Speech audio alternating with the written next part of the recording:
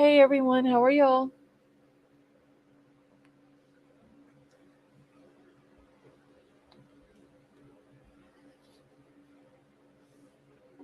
Marissa, you doing okay tonight?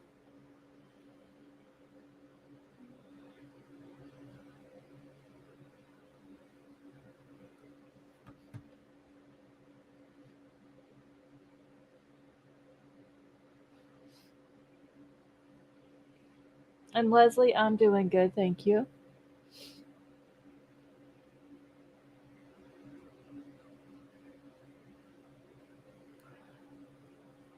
Hey Tree Baby, how are you?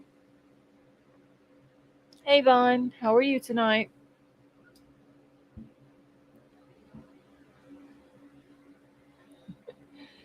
Elliot, how are you? Hey JJ,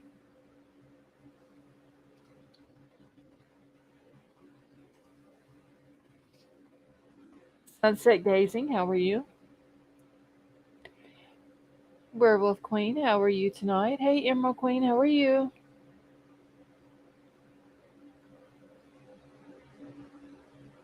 All right. Email is pinned to the top of the chat if anybody needs to get in touch with me. Rum Runner, how are you?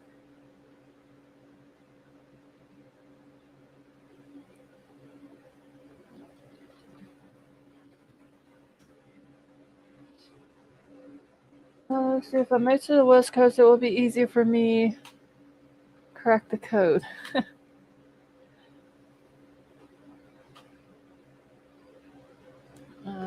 see.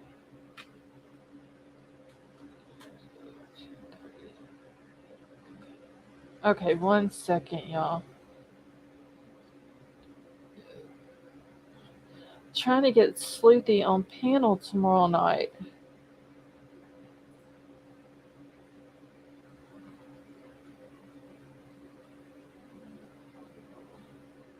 So we can discuss these new. Hey, Cujo. So we can discuss these new court documents that came out, which I'm going to go over them tonight, but uh, I asked Sleuthy if she wanted to come up as well to go over them, but it's too late for her tonight, so she's going to come up tomorrow night. Hey, King Scarlet, how are you? Tammy, how are you?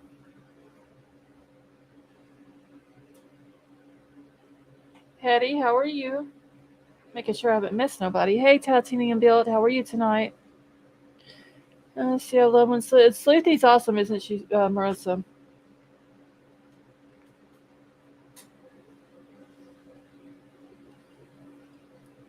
Okay, so we were just kind of trying to work out a time that is good for her. So instead of going live tomorrow night at 10:45, like I've been doing for the last few nights, I'm gonna go live back at my normal time at 10:30.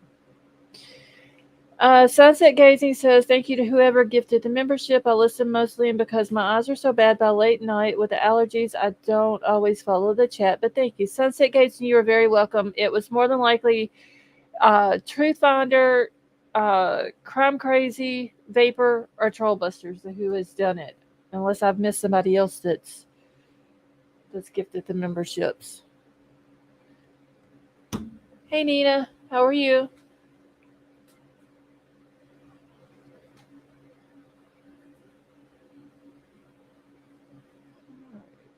I'm still trying to get my stuff moved around here, y'all.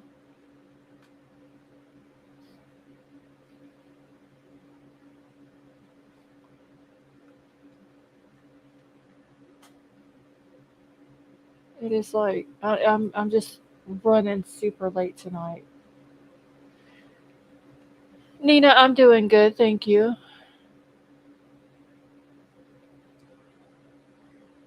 And just Anne, you didn't get a notification. Sometimes you have to click off the bell and turn the notification off, and then turn it back on, and sometimes it'll work. Um, okay, wait, little baby, that's fine. I know that today, for whatever reason, YouTube has been acting crazy, so that could have something to do with the notifications as well.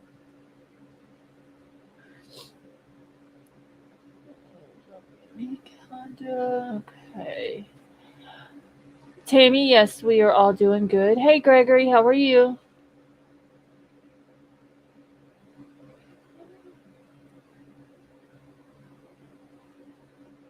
Okay, I think I have said hi to everybody. If I didn't say hi to you, I'm so sorry.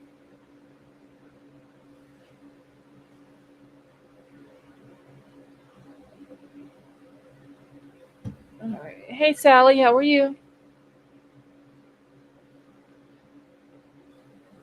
Okay. So there was, hey, Tina Marie, there was two different sets of documents that came out. They're kind of crazy, I would say. Um, hey, Debbie, how are you tonight? Just saying, it's not just you, honey. I know White Widow Baby today was trying to do some stuff in like 5 different times. She tried to do the same thing until she finally just gave up on it. It it wasn't working right. So I don't know if it's their updates that they've been doing or what it is. Hey Riddler, how are you? And Riddler, I got your card, Mother's Day card thing the other day. Thank you so much for that. That was very nice of you. But anyway, so I don't know if the YouTube updates have something to do with the notification thing. So if y'all are not getting them, I do apologize.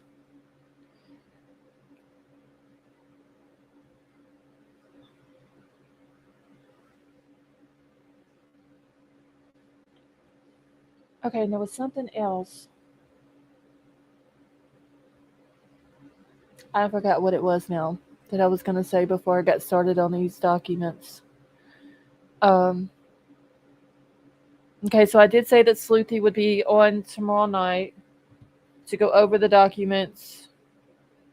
She was wanting to come up tonight, but it was by the time she saw my message, it was too late and all that. So uh,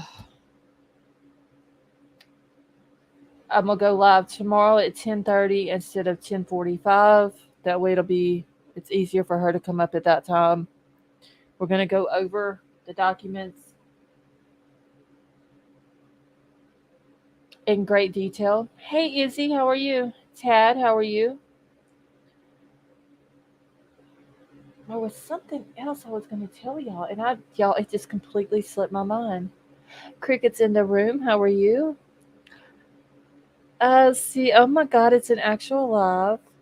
You've been going so late lately that I haven't been able to make a live in a really long time. Cricket's in the moon, in the moon, y'all. In the room. We are so happy to have you tonight. It has been a minute since we've seen you. Hey Kelly, how are you? Papa Rogers, how many days do you have left?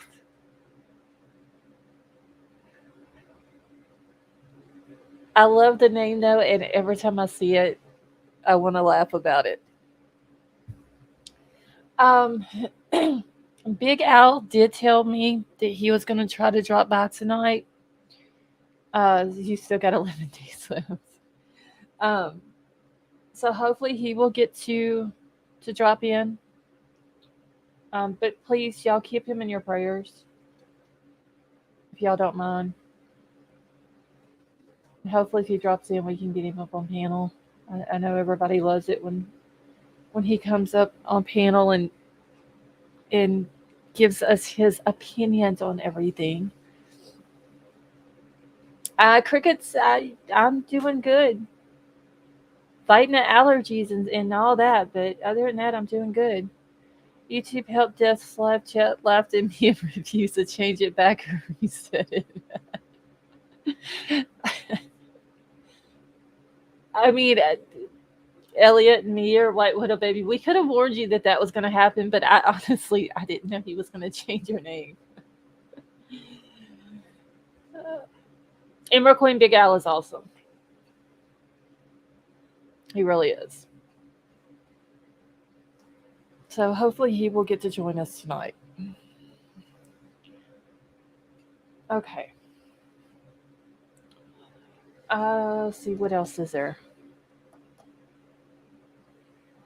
I got a couple of different things I'm going to go over. I'm going to go over the the court documents. Um, like I said, Sleuthy will come up tomorrow night. We'll go over more in detail. She did do a thing today on her Twitter, and I have asked if I could use it, and she said that I could. Where once I go over the court documents, and then we'll go into them a little bit deeper. But she did a thing where it was like the the request from the defense and then the state response to each one of those requests. I was trying to do it today and just writing it down in a notebook to as notes, and then I was going to read it off to y'all with each one. But the way she's got it, it's a lot easier. Hey, Truth Seeker, how are you? Stevie, how are you? The way she has it, it's a lot easier. I can just pull it up on screen, and then y'all can see it as well. So let me grab the first one, and both of them are just the state's response.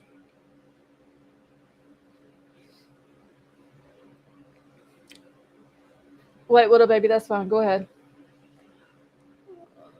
Let's see. I heard these YouTube streets are going crazy. Oh, Tad. I don't know.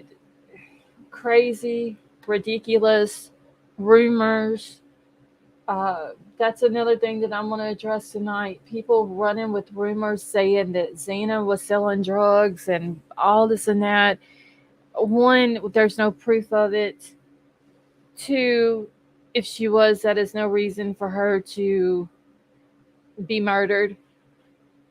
And if she was, what has that got to do with the case? I mean, honestly. And then you got people coming up on people's panel claiming this and this and this. And, I'm not going to say that the person wasn't who they said that they were, but you can just about get anybody to come up on your panel and claim to be somebody. So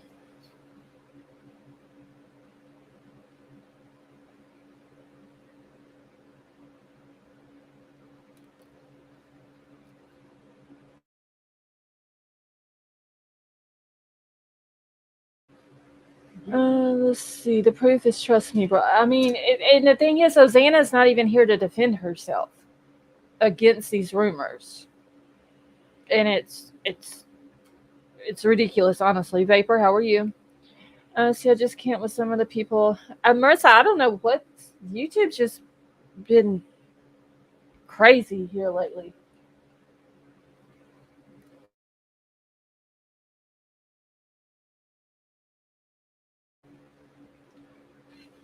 Okay. Wait, what a baby! It finally went through. Yeah, people are saying that they didn't get notifications tonight. Vapor, I'm doing good, thank you. Um, they're claiming they're not getting notifications tonight from the channel. I don't know what's up with YouTube today, but it's just, I don't know if the lies and the rumors that's going around on YouTube is like dragging the system down or something. I don't know. It's just ridiculous. I mean, Xana's not here to defend herself, and people are putting out ridiculous rumors in order to get clicks and views, and that's not right. That's being disrespectful to her. Sally Mae, thank you so much for becoming a member and welcome to the family. Millennials, how are you? Exactly, and that's true. Millennials, she can't defend herself, and I mean, like the only family she's really got that would defend her is her sister and her dad. I believe her mom is still in jail, but hey, Tonka, how are you? But like I said, there's no proof that she did sell drugs. But if she did, it has nothing to do with the case. It's not a reason for her to be murdered. And if you're going to put something like that out about somebody, you need to show proof of it. Instead of always worried about clicks and views and super chats and super stickers and all that. It's ridiculous. Let's see. All I can say is be on the lookout for an intoxicated, foul wandering the streets. And I don't know. Yeah, I'm gonna be honest. I'm starting to question the whole thing of is it really true that these kids knew about all this around 9:30 or 10 o'clock? And I have questions about that because it seems like if these kids started knowing about this at hey Big Al, how are you? Wait, what did he say? Well, by notification, you mean didn't the stripper you sent to remind me to be here tonight show up? The answer is yes. Thanks. Big Al, I ain't got nothing to do with no stripper being sent to you. So,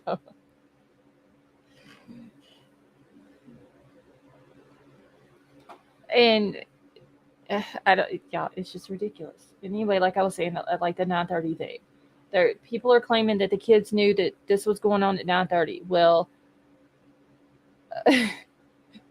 Big Al said thank you if you sent the stripper to him to remind him to be here. He just started laughing, Big Al. Um, but if okay, so if all of these people knew about this happening at 9:30 or 10 o'clock that night, how come Ethan's best friend didn't know about it? Or he would have showed up. It seems like to me he would have showed up at the house way sooner than just a few minutes before. Hey CJ, before the 911 call was made. How come Hunter and Maisie, Ethan's triplets, didn't show up sooner than what they did? It seems like the people who were important to these victims, if it would have started circulating at 9:30 or 10, then they would have showed up at 9:30 or 10.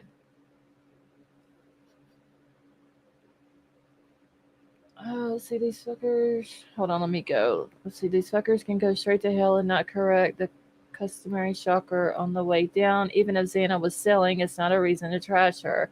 Exactly. It has nothing to do, if that's what she was doing, it has nothing to do with the case. It's not a reason whatsoever, hey, Julie, for her to be murdered. And they need to show proof of it. All I can say. And even if she was, there's still no reason to disrespect her.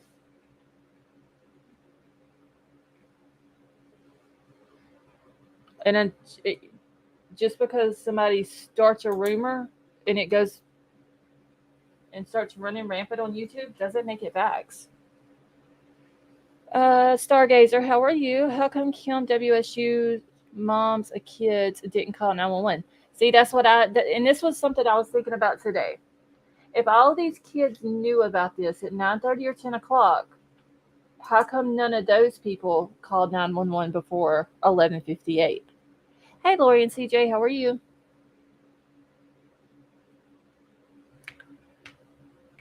Someone, how are you? It's almost like there was the rumor was going around only to certain people, and everybody else was kept out of the loop about it. Like Ethan's best friend, Ethan's triplets, Hunter and Maisie. Why wasn't they notified? Why was were they did, these people who knew about it? Was it like a thing going around saying, "Well, don't tell these certain people"?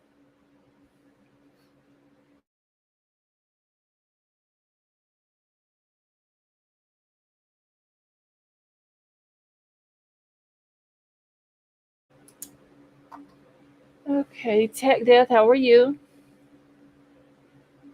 Hey, Stephanie, how are you? See, did you miss as she saying that they were told by students something had happened?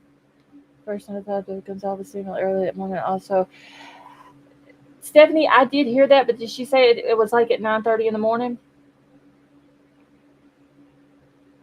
Because if it happened at 9:30 in the morning, why did nobody else call 911 at 9:30 in the morning? Misbehaving, how are you? Boston Beauty, how are you? Let's see. All this bullshit adds doubt to the jury room. I believe it's being injected into the discussion to create just that doubt. Yes. Let's see. I believe that the only people needed to accomplish what needed to be done were contacted. Possibly. I just think it's funny that it was from. I had read this today on YouTube, and I didn't watch the whole interview of the dude from the Dave dude that was on someone's panel. But someone in a Facebook group had said that he claimed that there was 60 people in a Snapchat group that were talking about this at 9:30 that morning. Well, why the hell didn't one of those 60 people call? Let's see, my second to last. Okay, hold on. Okay, bro, let me find it.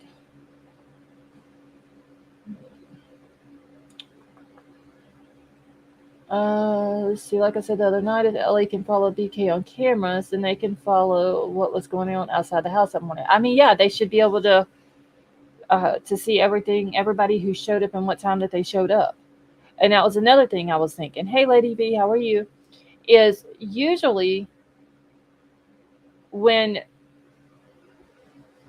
people start hearing of someone getting murdered or dying or whatever, usually a crowd starts gathering outside of the place of where this happened. Was there a crowd outside this house at 9:30 that morning? Hey Valerie, how are you? American Princess, how are you? Okay, I just seen another comment. Oh wait, here we go. So some students said the Gonzalez family knew early in the morning and still no one called 911. No, 911 wasn't called until 11:58. I do remember Kaylee's mom saying that someone, I believe her niece or her cousin, had called them and told them that something had happened to Kaylee. And she said that if something would have happened to Kaylee, then Maddie would have called her. And she tried to call Maddie and she couldn't get in touch with Maddie. I don't remember what time that was. I want to say around 10 or 10:30 is when she said that she found out about it. And then she said once the cops came knocking on the door, then they knew that something bad had happened. More tempted.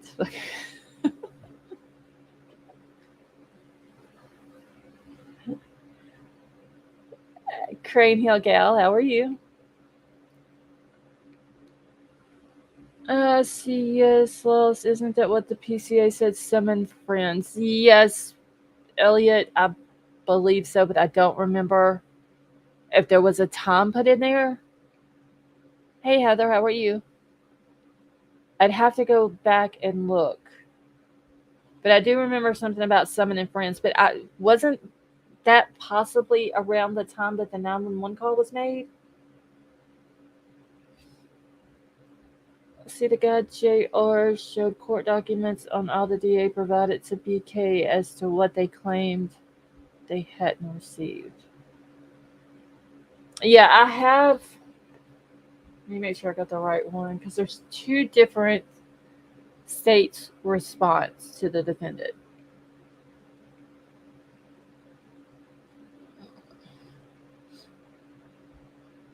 Um, yeah, Elliot, that is right.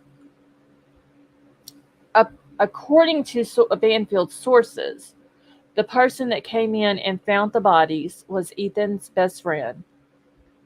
And he came in the house. He checked their pulse, Ethan and I believe Xana's pulse, but I know Ethan's pulse, which didn't make sense to me why he would check a pulse because he would have had to have seen all the blood, but it could have just been a natural reaction um, to check a pulse. And then he said he had to call 911. But that's coming from Banfield sources. So that could be true or it could not be true. We don't we don't know that either. So I think the statement in the PCA is vague for a reason. The PCA is just I don't know. It doesn't. It seems like it was the way it was done. It was done like that on purpose to uh, cause confusion. Heather, I'm doing good, thank you.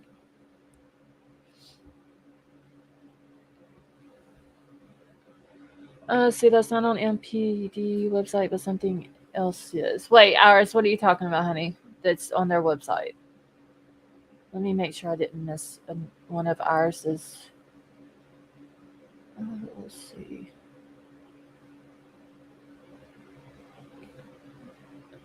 Okay, I just wanted to make sure I didn't miss a comment from Iris and what she was talking about. Big Al. Yes, y'all please keep Big Al in your prayers for tomorrow. Um, okay, it was wrote by Brett Brady Giglio Payne. Come on. Yeah, it was very confusing. I thought that they would have put it in order. Instead, they jumped around with this, what it seemed like. And yeah, Big Al, let me grab a link for you. All right, so I'm throwing the link out just for Big Al for right now.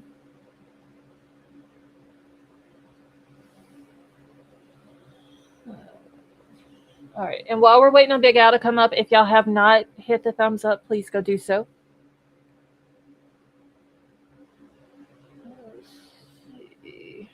Heather, why were you too nervous to say hello? Where the heck did my mouse go? Oh, shit. Oh. If it was biting you, you'd know where it was. Really? I'm only working with one screen again right now. I had to get everything Why? because I had to get a new computer.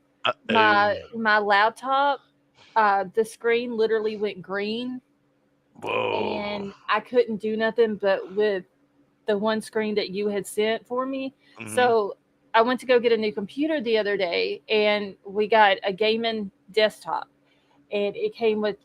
It didn't come with the monitors; came with the keyboard and the mouse and the tower, whatever. A And a gaming desktop? yes, I got a Is that like gaming computer. gaming? I thought you said Yes. gaming. I was like, what'd you get, a Bud Light computer? What's going on over there? No, I got a gaming Oh, computer. I thought you said gay man. I wasn't sure. I didn't. No, no, but I will say this. It's got like 8 gigs of RAM in it, and it's There like you go. super fast. But we fix and bump it up to 32. There you go. So You might as well do it right from the beginning. right, and so we're gonna keep this one. It. I really like it, but we're gonna keep this one until Troll builds me another one. Well, I can tell you this: when you're adding memory to a machine like that, Mm-hmm. do it before you add any of your programs or any other stuff. Well, Load all your stuff onto it with the memory in place. It'll make the experience a whole lot better. well, everything's already loaded on it. Well, way to go, Snappy. Well, I mean, it was bought like that. Like it Oh, had Windows 11 and all that. I But mean, if the you're gonna add anything else to it, just hold oh off until you up the memory. oh okay yeah Because when you add new software, it goes to certain memory blocks. It attaches itself, right. and if the more you have when you add things to it, Hmm. the better it's going to run in the long run because you're not Right. changing anything. Like it's like going from premium unleaded to 87 octane in the middle of a road trip. Your miles are going to kind of go to shit, Right. kind of deal. Well, it's super fast, but I need it faster. So But I it's can never going to be fast enough. right. Well, I mean, I can max it out at 32. I mean, the graphics card on it's not like it's good. I guess it's only got the 512 gigs of the SSD. Yeah. So the next one when we build one, I'm gonna have like the 1 terabyte of the hard drive plus the 512 SSD, and then a better processor and a better graphics card. There you So, go. and then by then I'm gonna have 3 monitors instead of just two. You're moving on up to my side of the world. That's what I'm saying. All right, girl. I'm I proud told of you. I told Troll I was like I had the 2 monitors for like You a got the hot bug minute, now. and I was like I'm back down to one monitor, and it sucks. Hey Ray, how are you? I don't like it. I uh, miss my other monitor. I know. So Once you have it, it's one of those things. It's you just can't go back. right, It's really really hard once you have it. Oh, right. I wanted to Well, I'm say dealing with it I've right been now, watching but all day. I've been watching uh all huh. day these comic strip actors running around YouTube talking all this shit about this case. And I wanted to say while there was still under a couple hundred people in here, this is why this is such a quality channel. It's not growing fast because you don't Hmm. put up with all the shenanigans. Right. And anybody who wants it to grow faster, just relax. It'll come organically. But Yeah. It'll this eventually is get going there. it's just going about as good as it can because you're maintaining control and you're almost at 5K. And Right. I think you're doing a just absolute stupendous job. There's many nights I've listened, but I haven't sat and chatted because I just haven't been able And to. everybody has been missing you.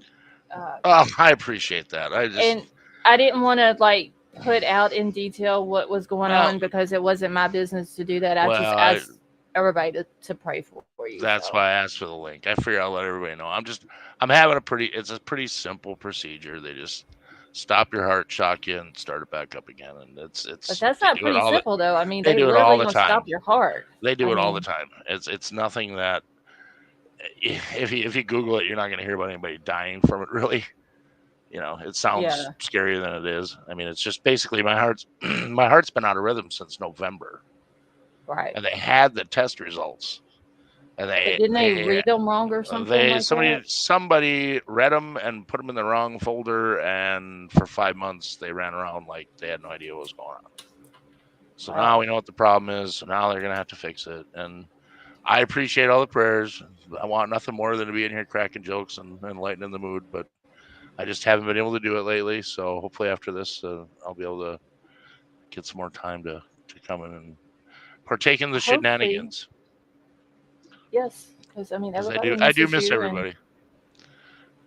so that's why I keep sending you messages and letting you know that me and Charles going to be praying for you, and you're going to be good, It'll be fun tomorrow. I and get some all Michael that. Jackson. I get some Michael Jackson Jesus juice. Take a quick nap. Oh They wake you Lord. up.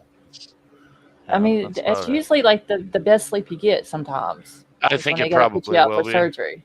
Yeah, So, it's literally like a.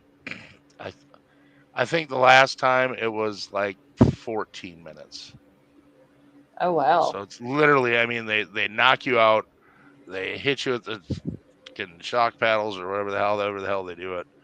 They get it back into rhythm, and as soon as they see the rhythms right, they wake you up. So basically, what it's going to feel like is maybe like a 5 second nap. Yep, pretty much. Yeah. So, Well, you know, hopefully they can get it back to the way it's supposed to be. yeah, it'd be nice. It'd be nice to Right. function again, and not be wondering why the hell I'm so tired all the time and can't seem to Right. think and can't get anything done. And it's summertime up here. I need to be working.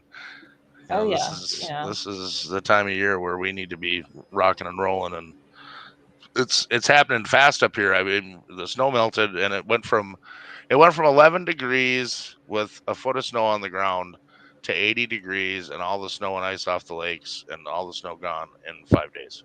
Oh yeah. I mean, it shows on like my weather radar. I have all the alerts or whatever, and the whole Mississippi area is all flood area right Oh now yeah, oh from yeah, all of it coming down from where y'all are at. yep. And it's all still flooded up here around the river. Mississippi's Wow. flooded all the way to Lake Itasca. It's flooded. Well, I know it's So it's been hot as I don't know what down here. Like the has it. humidity, yes, and the storms have been flaring up down here, and I've seen it's the just storms. crazy Yeah. hot. And I mean, it's just, and this is just May. It's going to keep getting hotter all the way up until August.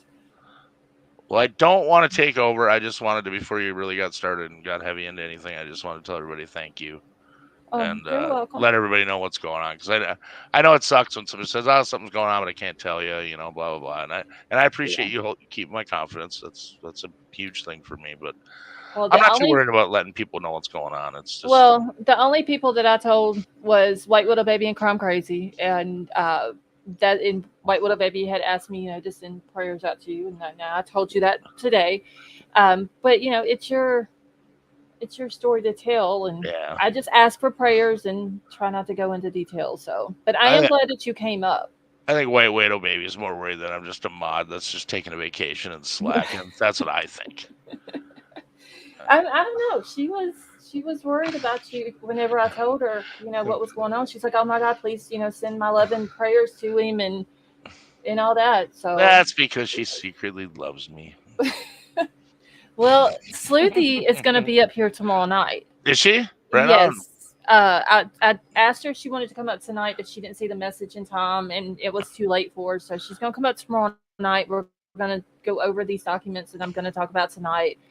So hopefully, I know you'll probably be in the hospital, but I'll be maybe you I'll can. I'll be listening for sure. Okay. Yeah, And I won't be commenting, but I'll be listening. okay. If I use my phone, it's just too hard. Right. But I'll be listening for sure. Yeah. Okay. Well, hopefully everything will go, which I know it will. I have faith in God that it's gonna Yeah, it'll be fine. that it's gonna go good And for you. if it's not, a bunch of really cool people get hooked up with a lot of really cool shit. So there you go. Yeah, but we don't want that though. We I know. want you to go through I this know. and be okay Yeah, I'll and be come out fine. the other side. Oh, I'm coming out the other side. I'll be doing better Your than a heart lot of will other be people. We want your heart the way it's supposed to be, so you can come back up on panel and join us in chat and all that. I'll be around. You guys ain't getting rid of this easy. It's gonna take more than this. But no, you keep up the good work. You're doing a great job, and I Well, think thank you. everybody in here knows it, and that's why they're here. I You're appreciate gonna that. have your lurkers that are here because they're wondering why you're doing so well. Well, Right. listen up. This is how you do it. That I is mean, true. take a look at what's going on here and the respect that's in the chat, and the way that people treat each other, and Oh yeah, just for sure. I mean, we got some awesome people in the chat, and awesome people. Even the ones who are watching, even if they're not in chat, they're thumbsing it up for me yep. and all that. I'm So watching. There's 133 people in here and only 64 thumbs. And I know one of those is mine because I did it way before everyone came in. So come on, guys, yeah, I mean, click the thumb. usually sometimes the thumbs up are a little bit slow, but usually by the time it's at the end of the live, it's pretty close to what my views are. Oh well, good. That's good because it matters. It matters where you end up in the algorithm, and you don't want to be jumping to the front page every day anyway. Right. You want people kind of organically finding you. That it's proof. The right people are finding your channel. Right. Every time I And watch the chat, it's so very rare that anybody has to be removed or told to knock it off. Go yeah, just pick another true crime and watch their chat. It's disgusting in most of them. yeah. Just some of the stuff that some of these creators are saying has gotten ridiculous, and there are people that literally run with it Oh yeah, and will believe anything. oh yeah.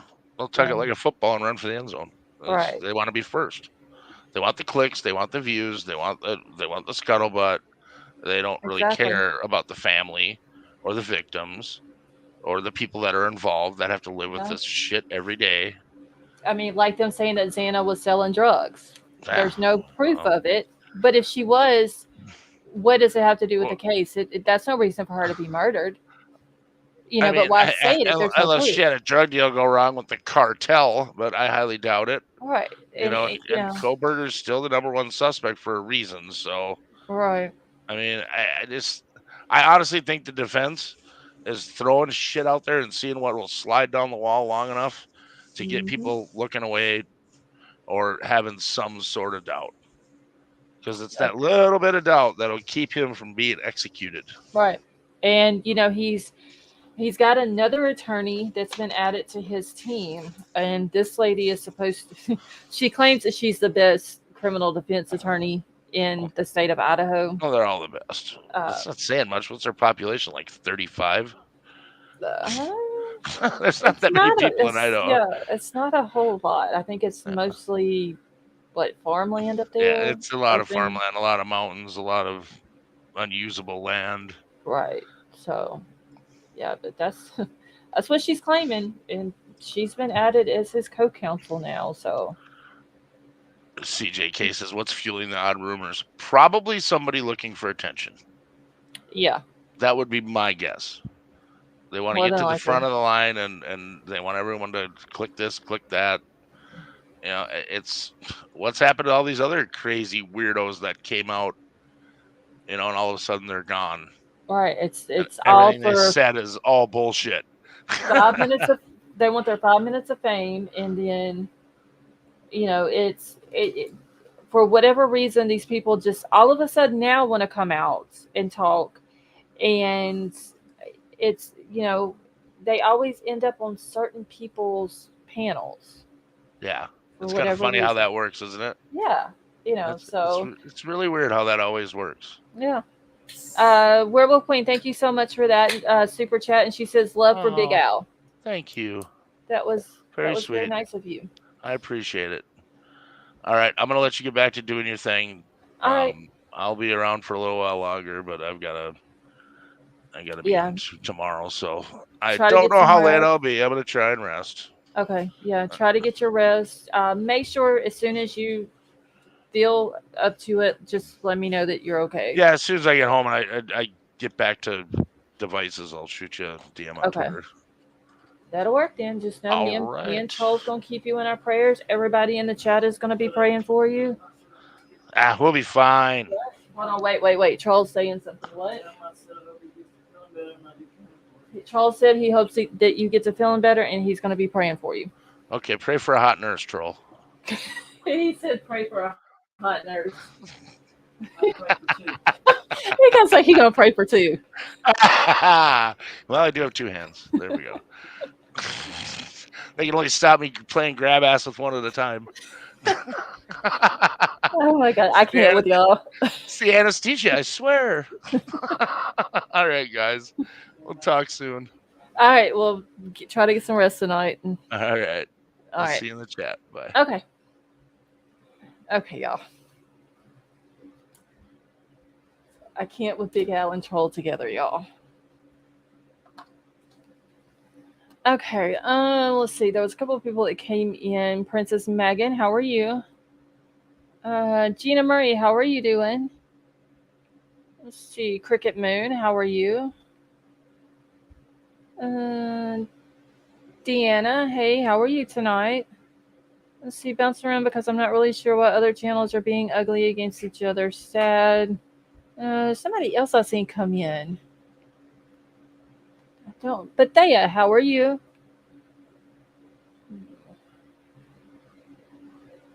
I thought there was somebody else. Justice Jane, how are you tonight? I guess that was all of them. I just want to make sure I said hi. Hey, Cammy, how are you? The Amazing Tiff, how are you? See you later, how are you? I know it says hi to somebody in the chat when Big Al was up here, but I don't remember who it was. Okay, now let's get this first document pulled up here real quick.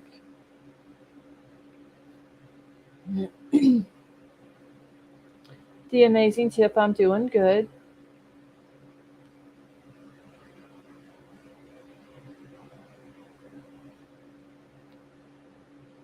Yeah, Princess Megan has been like super hot here.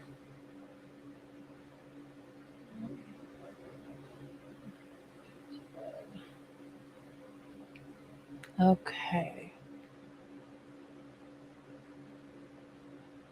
See, by chance, are you dealing with mis and disinformation in any of the cases you're following at the moment? But there's been a lot of rumors going on with the Idaho 4 case, and people saying stuff about Xana with no proof. It's kind of ridiculous. But other than that, I mean, that's really the only one that I could think of off the top of my head. See, I wasn't saying that you were being. Oh no, Deanna, I didn't think that's what you were saying, honey. Hey, Jen, how are you? Okay. So this is the first state's response, and it's the state's response to the defendant's motion to compel the discovery. And it is telling what all they have sent to the defense and all this and that.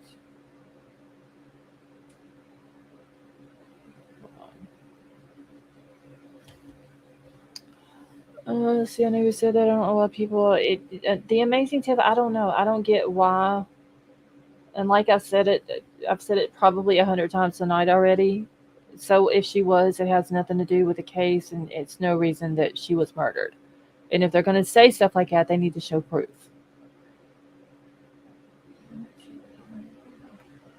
All right. So it says, comes now the state of Idaho by and through the Latah County prosecuting attorney and submits the following response to the motion to compel discovery filed by the defendant on May the 4th of 2023. And it says, by way of background, as of the date of this response, the state has provided the following discovery to the defendant. So far, they have provided approximately 10,000 pages of reports and other written material, approximately 10,200 photographs, approximately 9,200 tips, approximately 51 terabytes of audio, video, media, and digital material. So just that right there, what they're claiming that they have sent to them, that the state sent to the defense, that's a lot of stuff that the defense has got to go through. Honestly, just the audio, 51 terabytes. That's a lot of audio and video. Okay, so it says the defense cites to ICR 16F in support of its motion. However, the rule only refers to the procedure for responding to the discovery requests, ICR 16B, 10, and K, applied to requests for discovery orders. So you might want to go to 120 or 150%. Wait, Big Al, what are we talking about?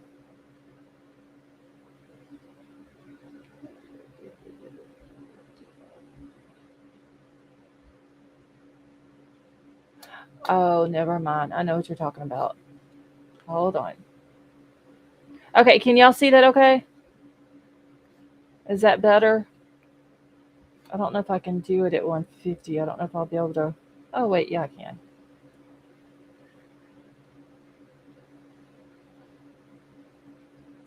It's way better. Okay. All right. So, like I said, the defendant cites to the ICR 16F in support of its motion. However, the rule only refers to the procedure for responding to discovery requests ICR 16B, 10, and K apply to the request for discovery orders.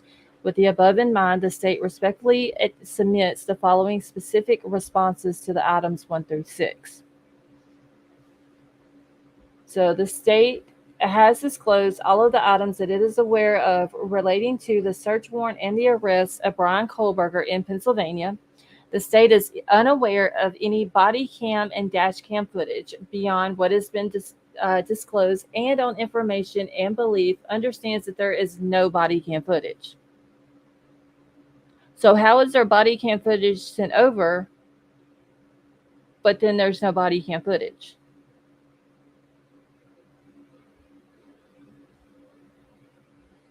Then it says recordings of interviews and the defendant's transportation from the scene of the arrest have also been provided. But there was body cam footage for his transportation from his parents' house to the jail. That's one thing that doesn't make sense.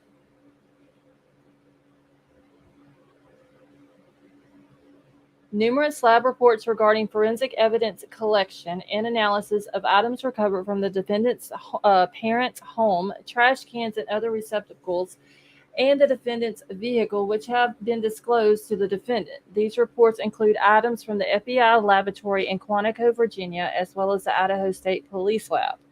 The defendant's attorney and the investigators have also been given direct access to view and inspect the items seized from the parent's residence, including his vehicle.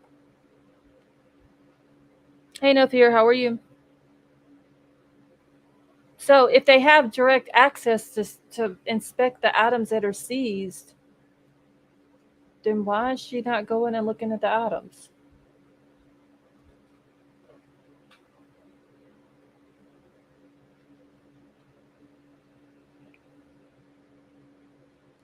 So it says the state will continue to disclose the additional reports it receives that are subject to the discovery under ICR 16 and applicable case laws, to the extent that the defense believes that certain reports may contain exculpatory information, and the state asks that the defense specify what exculpatory information that they are referring to and the base for their belief, so as to enable the state to make any appropriate additional inquiries. So, regarding the defendant's request of label 2A, in addition to the above response, the state has inquired of the defense for clarification on ISP lab reports by number, since there is a question about some duplicate numbering of the initial lab reports. ISP lab reports are separately numbered by forensic biology, DNA, prints, and forensic field services. The state has already been able to advise defense counsel that there is an ISP lab report 25 which has been discovered, and there is another ISP lab 11 which is pending review and approval at the lab. I will say this real quick. while I'm thinking about it. It was said by this Howard Bloom dude that's out writing all these big long articles that the sheath was sent to the lab in Idaho and they didn't find anything on it. There was no DNA on it. So they sent it down to Texas. Well, how come if that is true, hey Laughing Stock, how are you? Then how come the defense is not requesting that information from the lab in Texas? So very rarely there is body cam footage of a search. Body cameras are for officers' interaction, not proof during a search.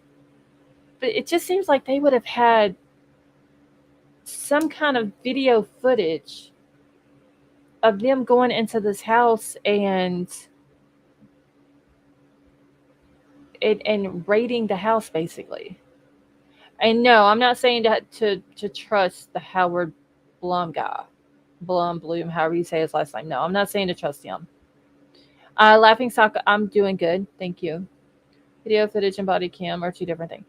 But there need some type of video footage, it seems like, or body cam is what I would have figured that they would have had whenever they went into the house. They're claiming that what they have has been turned over, but then they're saying that they're unaware of any body cam footage. But then they're saying that his transportation from his parents' house to the jail has been sent to him.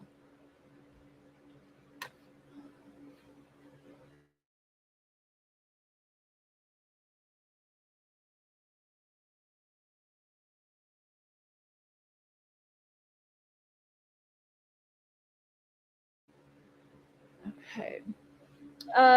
Julie, how are you? Hey, Gigi. And wasn't it the feds? Didn't they go in? Now they may not have body cam footage when they went into the house, but it still seems like the officers that were there. Hey, Miss Chewy, the officers that was there would have had some type of recording device. Maybe they released it all the day before this was released. Paige, how are you? Okay, so FBI doesn't have so.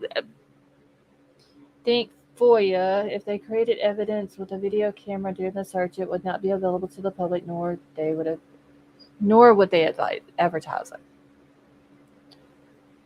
Okay. Hold on, Vapor. Let me go up and find your other one.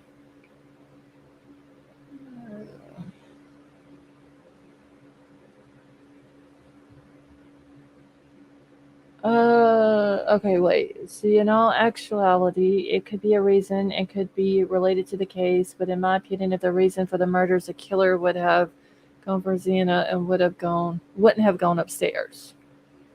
And that could have, Kaylee's dad said, like, he didn't have to go upstairs, but for whatever reason he did. But I just don't, I think if they're going to say something about someone doing, like a victim doing something like that, they need to at least show the proof of it.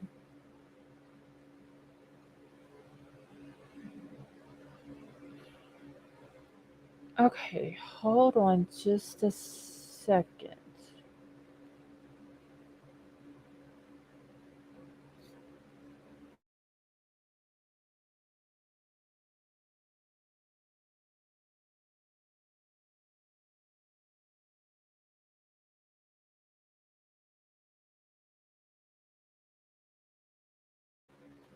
Okay. Okay, unless the girls heard something and came downstairs and got chased back up. I don't know. This case is just mind-boggling, honestly.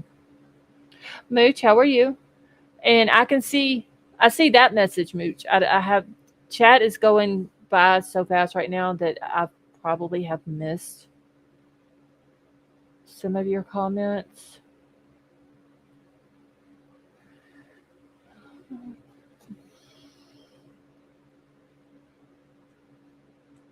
Okay, wait, what a baby. Can you see their comments? Because I can only scroll up so far on the chat.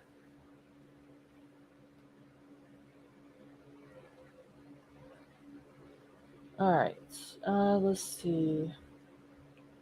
When is this supposed to go to trial? So, Leslie, they are going to have a motion hearing next Monday, the 22nd, which they're saying as of right now it can be live streamed. And then it will go to the prelim on June the 26th.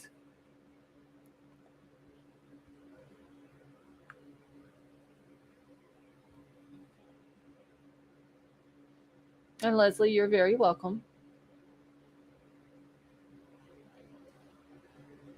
Mooch, you need prayers. So everybody keep Mooch in your prayers, please.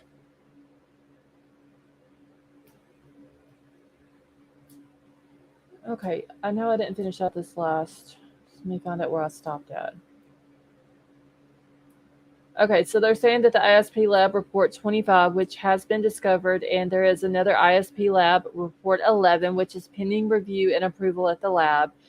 To assist the parties, the state has initiated specific inquiries about the status of all ISP lab reports and will make discovery to defense as appropriate.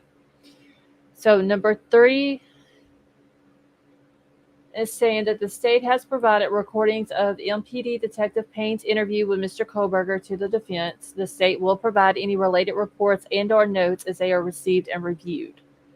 So the state is claiming that they have sent it to her, but as she's claiming, as of May the 4th, she hadn't got it. Where it was Payne's interrogation of Kohberger.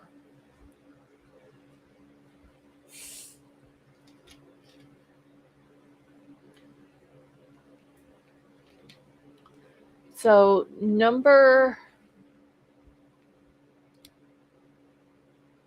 4 says, as with item 1 above, the state has provided the defense with reports, audio, video, and other recordings related to the defendant's arrest and incarceration in Pennsylvania that have been received by the state.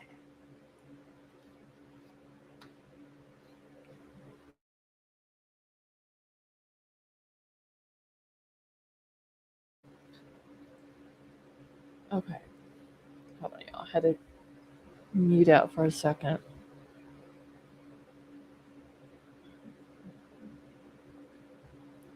All right. So number 5 says the state has provided a copy of the report memo referred to as request number 161 to the defendant. The state isn't aware of any notes, recordings, or photographs.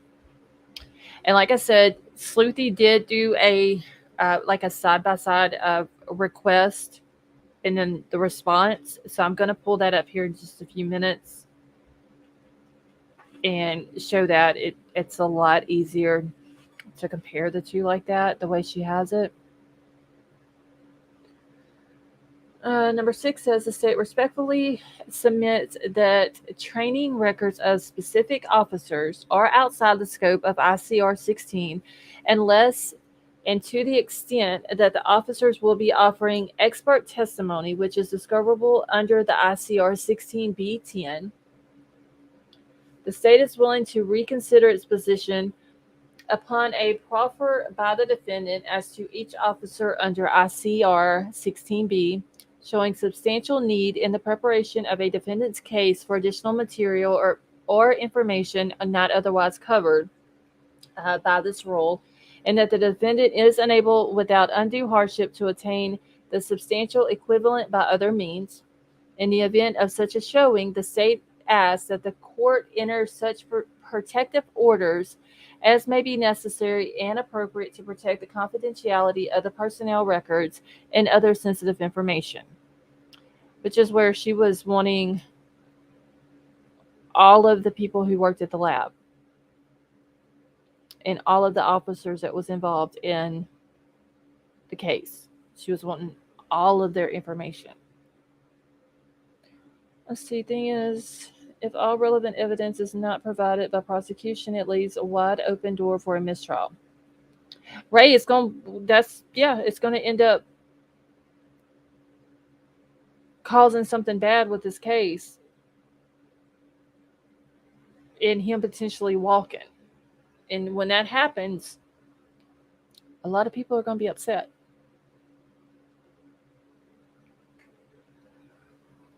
Okay, so as the state has indicated in its response to prior discovery requests from the defense, the state has and will continue to provide discovery in accordance with ICR 16 in the applicable law. This was dated on the 12th of May of 2023, which was this past Friday. And it's just signed by William Thompson Jr.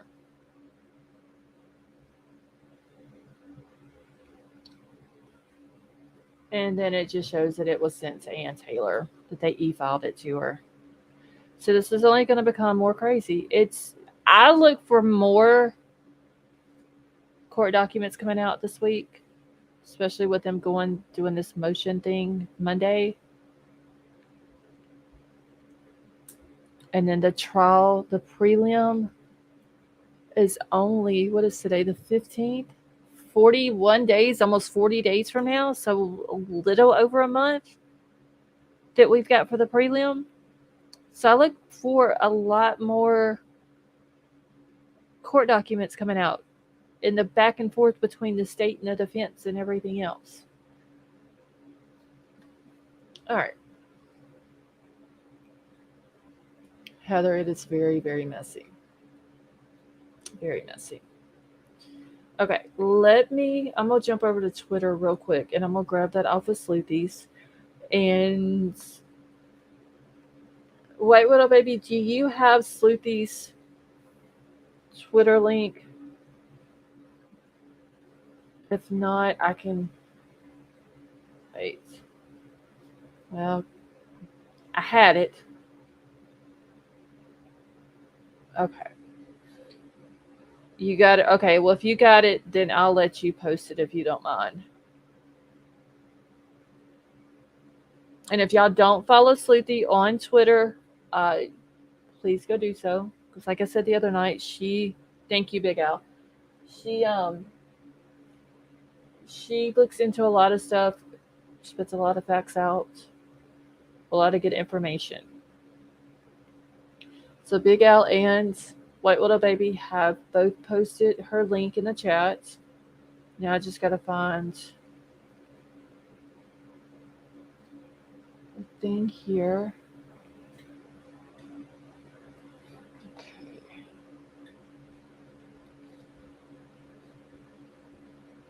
Let's see. Have you listened to the audio from Unique Van Life 13 hours ago? I want to say Vapor that I saw it. Is that where they were talking about something was fake?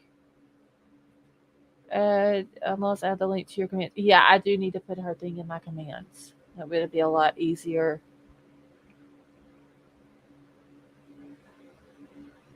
I didn't watch the video if that's the one you're talking about, Vapor, but I did see it where they were talking about it being the fakeness of certain stuff that was put out. The real question is, when is game night? Ted, we got to come up with some kind of game. We really do. Okay. And y'all, I don't know if I can zoom this in where y'all can see it a little bit better. No, this isn't going to work. Shit. Okay, give me a second. I'm going to try something real quick and see if this will work where I can zoom it in where y'all can see it better. It's only 1 minute. You should pause for a minute and listen to. Okay, that may be a different one than what I'm thinking about. Give me a second, y'all. Page 3. This way I'll be able to zoom it in and y'all will be able to see it. And page 4. All right. Oh, and I do have a side by side of Kohberger and Emma. You know how we were talking about the other night that they look like they kind of favor a little bit. Yeah, they favor a lot. They both got some big old heads. Okay. All right. So this is page one. Okay. It's they both like how they hold their head and their stare. It's very disturbing, honestly.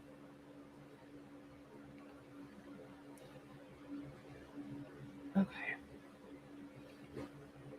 All right. Now I can zoom it in where y'all can see it a little bit better.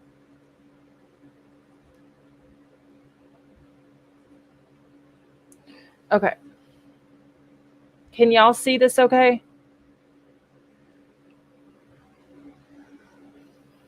And this is the stuff that Sleuthy put together today. Like I said, if y'all don't follow her on Twitter and you have Twitter, you really should. Okay.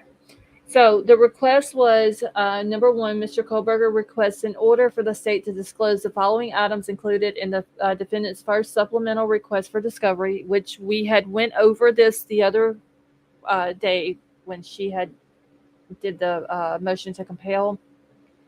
So request number 43 was all the body cam and dash cam footage from officers involved in the search and the arrest of Bryan Kohberger in Pennsylvania. She's saying that as of May the 4th, counsel for Mr. Kohberger has not received the requested material. So the state's response, which is what I just read, it says, with the above in mind, the state respectfully submits the following specific responses to items 1 through 6. The state has disclosed all the items it is aware of relating to the search and arrest of Bryan Kohberger in Pennsylvania. The state is unaware excuse me, of any body cam and dash cam footage beyond what has been disclosed, and on information and belief understands that there is no body cam footage. So maybe they meant that there was just dash cam footage and that is what they have sent over to her. Hey, Roger, how are you? Rosie, how are you? So recordings of interviews and the defendant's transportation from the scene of the arrest have also been provided. Okay, so there was that one. There's only 4. Oh, wait, we went the wrong way with that. Okay, I'll zoom in on this and then I will move over to the other part of it. Hey, Jessica Lynn, how are you? Okay, so the defense request was Mr. Kohberger requests an order for the state to disclose the following items included in the defendant's first supplemental request for discovery, request number 49, all lab testing, including photographs and other color diagrams, and bench notes, including but not limited to. Number 1 says copies of lab reports detailing the forensic evidence collection and analysis of items recovered at Bryan Kohberger's parents' home, trash cans and other receptacles, and Bryan Kohberger's Hyundai Elantra. As of May the 4th, counsel for Mr. Kohberger has not received the requested material, and based upon information and belief, these reports contain exculpatory information. And then number 2, or 2A, Mr. Kohberger requests an order for the state to disclose the following items included in the defendant's first supplemental request for discovery, request number 49, all lab tests, including photographs and color diagrams, and bench notes, including but not limited to the ISP and the FBI forensic lab reports, including but not limited to lab reports number 11 and 25. Okay, so let me go over here. Okay, that's about as good as I'm going to be able to zoom in on it without it being too blurry for me to read it. So number 2 says the numerous lab reports regarding forensic evidence collection and analysis of items recovered from the defendant's home, the defendant's parents' home, trash can and other receptacles, and the defendant's vehicle have been disclosed to the defendant. The reports include items from the FBI laboratory in Quantico, Virginia, as well as the Idaho State Police Lab. The defendant's attorney and investigators have also been given direct access to view and inspect the items seized from his parents' residence, including his vehicle. So the state will continue to disclose additional reports it receives that are subject to discovery under ICR 16 and applicable case law to the extent that the defense believes that certain reports may contain exculpatory information. The state asks that the defense specify what exculpatory information they are referring to and the basis for their belief so as to enable the state to make any appropriate additional inquiries.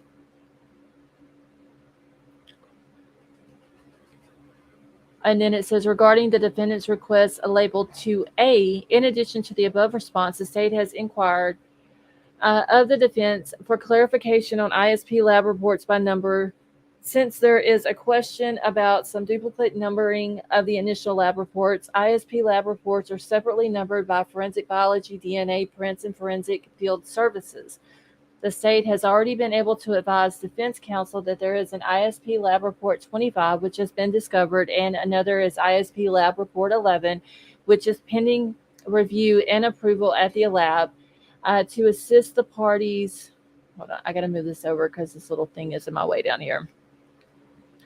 To assist the parties, the state has initiated specific inquiries about the status of all ISP lab reports and will make discovery to the defense as appropriate.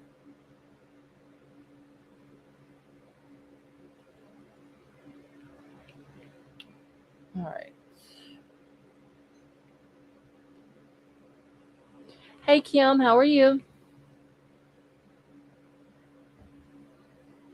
All right, so number 3, there were the next request that the defense did was Mr. Kohberger's request in order for the state to disclose the following items, including in the defendant's first supplemental request for discovery, which was request number 119, all notes, recordings from all the officers from Moscow Police Department.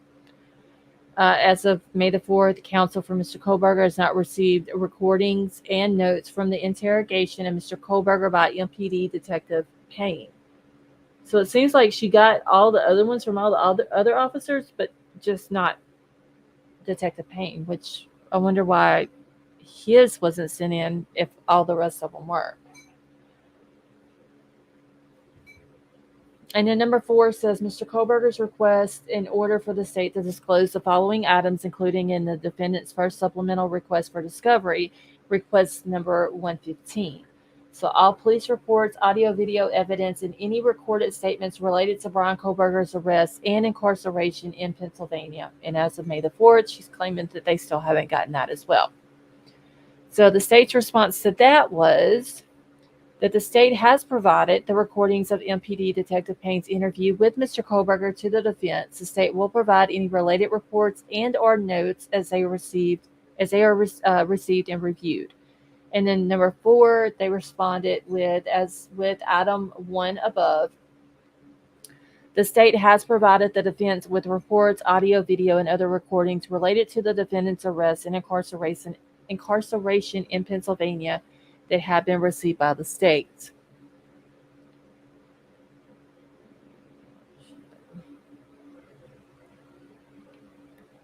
All right, and then we've got this page here. This is the last one. See, tell Troll to slow down that bowl of ice cream. Wait, what?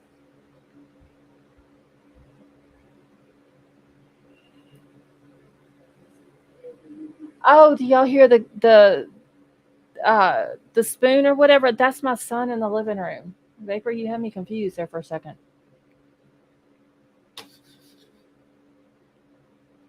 Okay, so this request from the defense says Mr. Kohberger requests in order for the state to disclose the following items, including in the defendant's second supplemental request for discovery. Okay, yeah, Vapor, that's my son in the living room. I don't know what he's in there eating, but he's making a lot of noise. So request number 161, all reports, notes, recordings, and the photos as of May the 4th, they're claiming that he still has not received that requested material. And on the information and belief, the council believes that this material contains exculpatory evidence. And then number 6, Mr. Kohberger requests an order for the state to disclose the following items, including and included in the defendant's second supplemental request for discovery, which was request number 160, training records of, and then there was specific officers, and she's saying that as of May the 4th that they haven't gotten any of those requested materials either. Yeah, if y'all hear anything in the background with my kids, please don't pay it any attention. My oldest doesn't know how to be quiet. See, let's get one thing straight. Mr. Kohberger didn't request shit. Little liar did. But I bet you Bryan Kohberger was like, listen, we need this and we need this and we need that. So make sure you put it in there. I bet you he was trying to be bossy. All right, y'all. If y'all haven't done so, please go hit the thumbs up.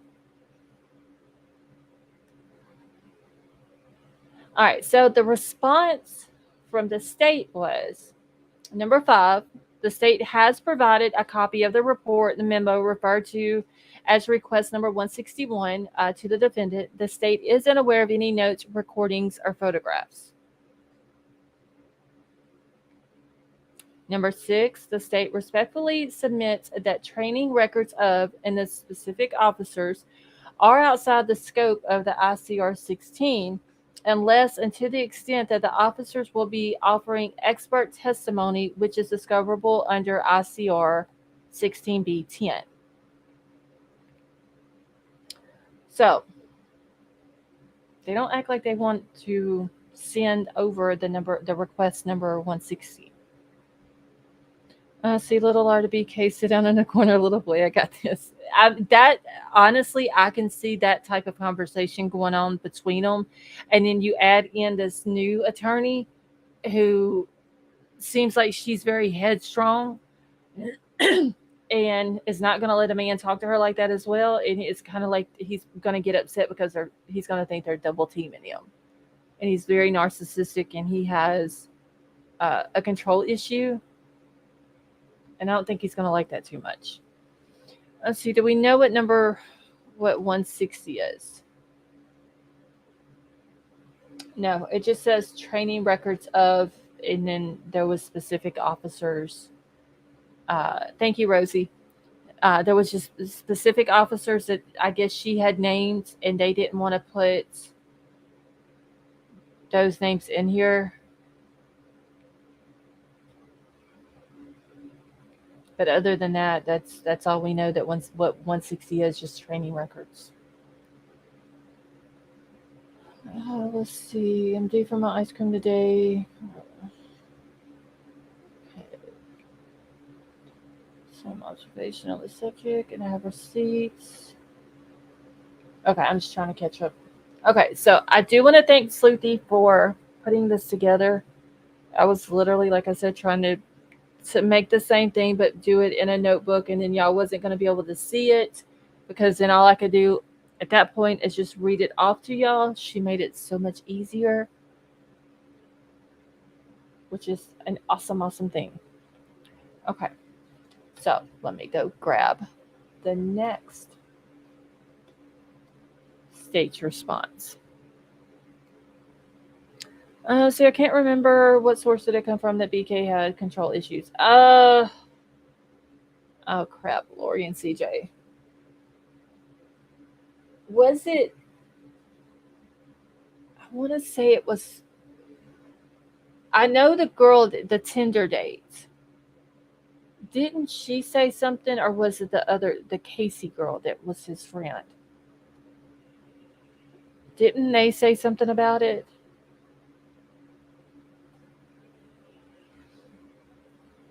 Let's see. While BK is sitting between those two in court, watch their hands. They will both have one hand on his knee, giving him a Vulcan knee nurse pinch when he acts up. I wonder if they're going to have him shackled in court. Like, I know whenever he first came back to Idaho, they literally let him walk in the courtroom with no cuffs on. Which they did Lori Vallow the same way, but she was in a trial where he wasn't. Wasn't that I know? Okay, so yeah, Tad, he did make the hip comment to the Tinder date, but I'm trying to remember who it was. I want to say it was either the Tinder date or the friend, the Casey girl that he was friends with her and was friends with her brother. That said something about a control issue. And then we've had all these different people come out and say how he talks to women and all that. College students. Okay, Izzy, that could have been it. College students had claimed he was controlling. I know that the college students at WSU had said that they had also talked about how he did the female students. Asking for information on Lab Texas overreach. Cricket Moon, she wanted all the lab workers, she wanted all their information, she wanted everything about everything in the lab, including the books on the stuff, on the software and everything that they use and the machines and everything, when it was updated,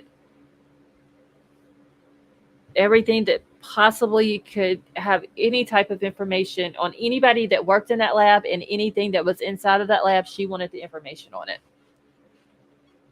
Let's see, wasn't there something about being at friend's house and trying to break the window?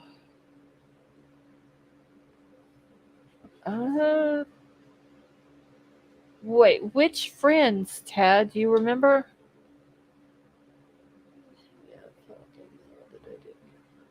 Okay, so I'm wondering if the defense may have filed for things knowing that they didn't exist just to try to stall. They know where he got arrested and who would have that. Up, down, how are you?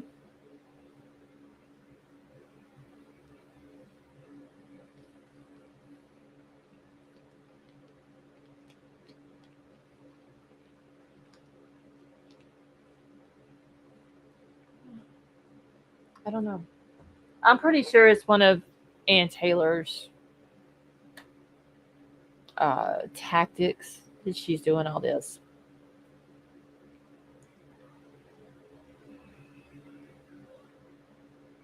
Okay, this one is only like 3 pages long.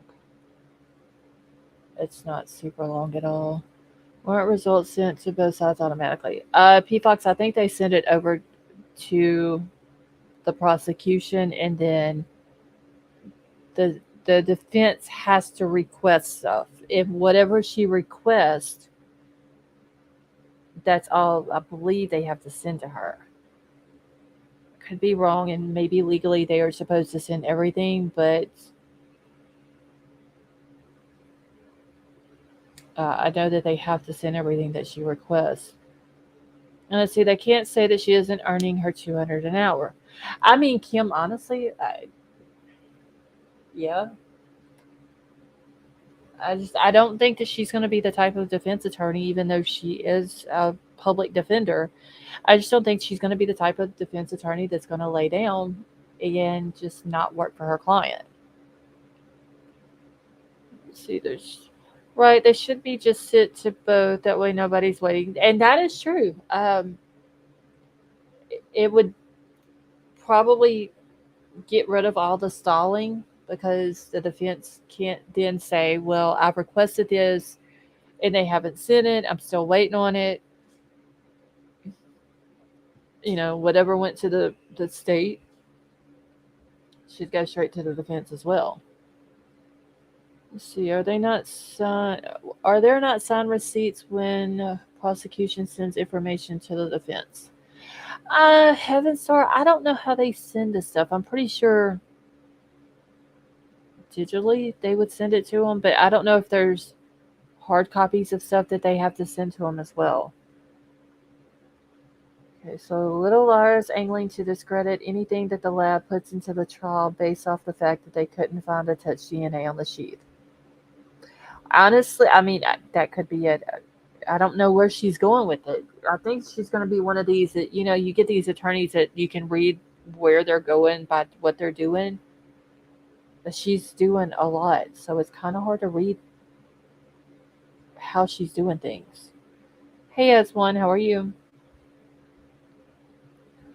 Let's see. Why bash anyone? She's doing her job. It's the DP case. I would think everyone would want her to. No, Stephanie, I want her to do her job. It needs to be a fair trial. He is entitled in the U.S. to a fair trial. It's just, it's going to be different from what we're used to seeing because when we were watching Lori Vallow and Letitia Stouch, those two attorneys seem to be completely different from what Ann Taylor is. Hey, Steph and Anna, how are you?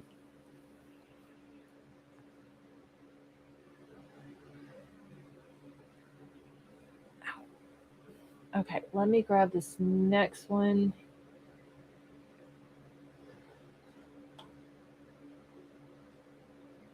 Okay. And even though I fully believe that he is guilty, she's still, it's nice to see that she is doing her job. See, I do worry if guilty.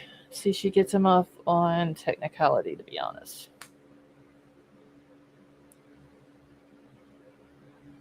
Yeah, that's, I think a lot of people are worrying about that. If she's gonna find something that's gonna get him off and he's gonna walk.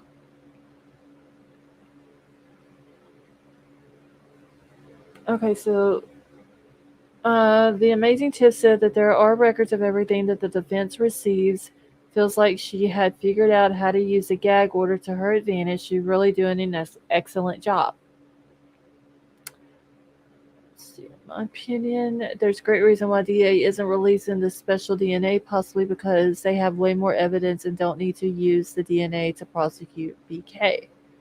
And honestly, Izzy, I've seen that some people are thinking that, but and then they'll say, "Well, that's what they used to get him arrested, so why wouldn't they use it?"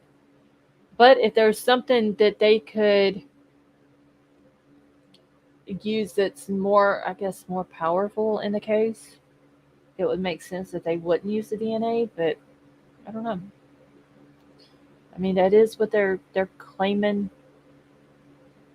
that got the arrest warrant. See, I'm actually excited to see what tricks she can pull, but still hope she fails if guilty. It's going to be interesting, Kim. I will say that is that if this goes to trial, it's going to be interesting to watch her go head to head, her and this other lady, that's the co-counsel. It's gonna be interesting to watch her go head to head with Thompson.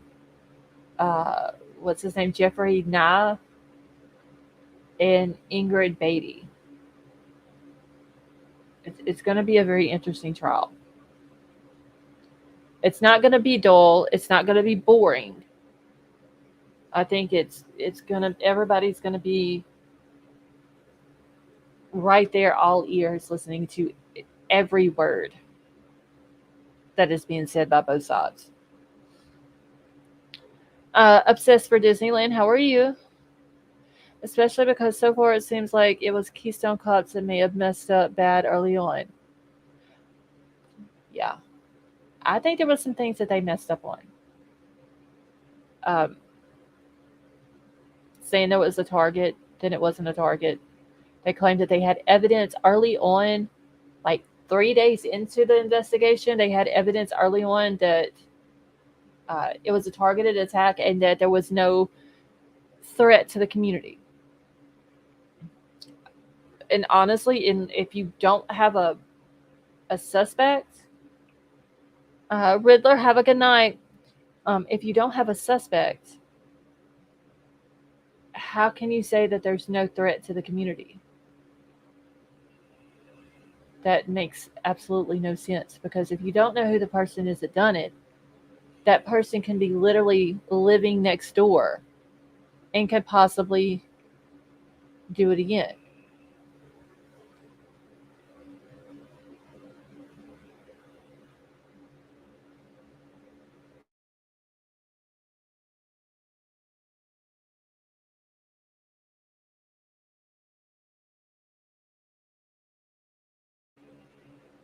Okay, let's see. Maybe the search warrant was obtained illegally. I don't. don't think that, because if it was obtained illegally, I mean, that would be basically saying that the PCA wasn't right. And I don't, even though the PCA was very confusing, I don't know if I would say that it was done illegally.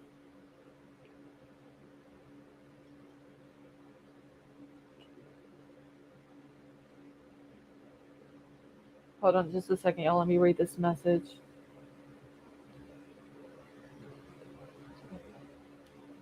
Okay.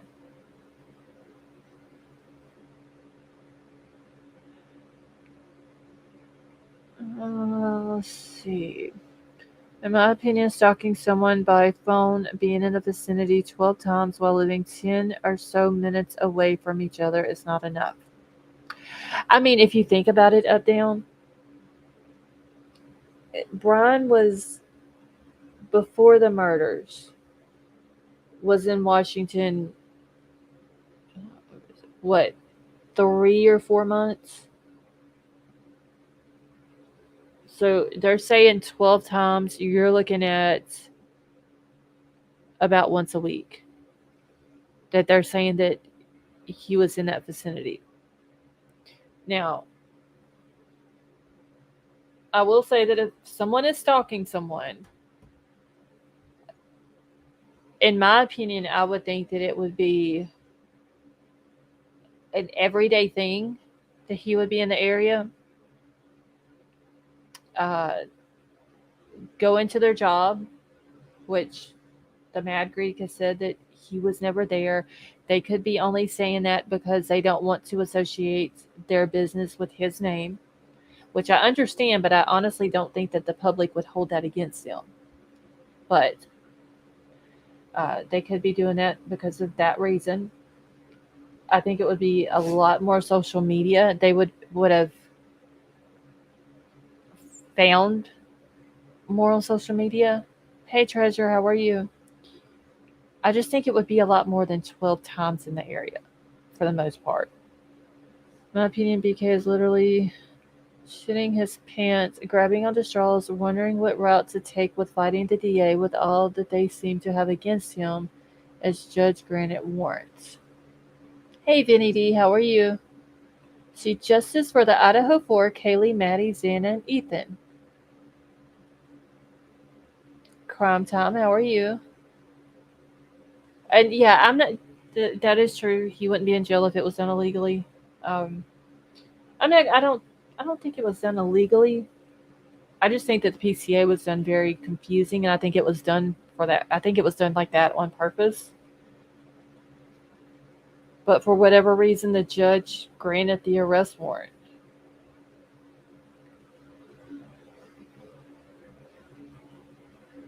All right. Okay, so let's get into this one here.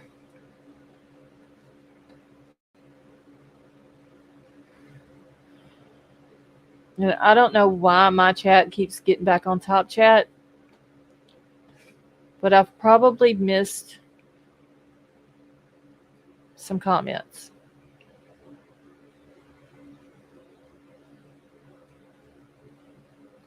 All right. So this is going to be the state's response to the defendant's third supplemental request for discovery. Hey, son, how are you? And Drew, how are you? Next month, yes, Vinny D, it is scheduled for June the 26th. And there will be one May the 22nd, but it has to do with the gag order. It'll be the Gonzalez family, the media coalition. They're doing it together instead of doing it separately. See, I can't wait to see what all they have against him. I can't either. I think that once the prelim starts and evidence comes out, I think it's gonna hush up a lot of rumors.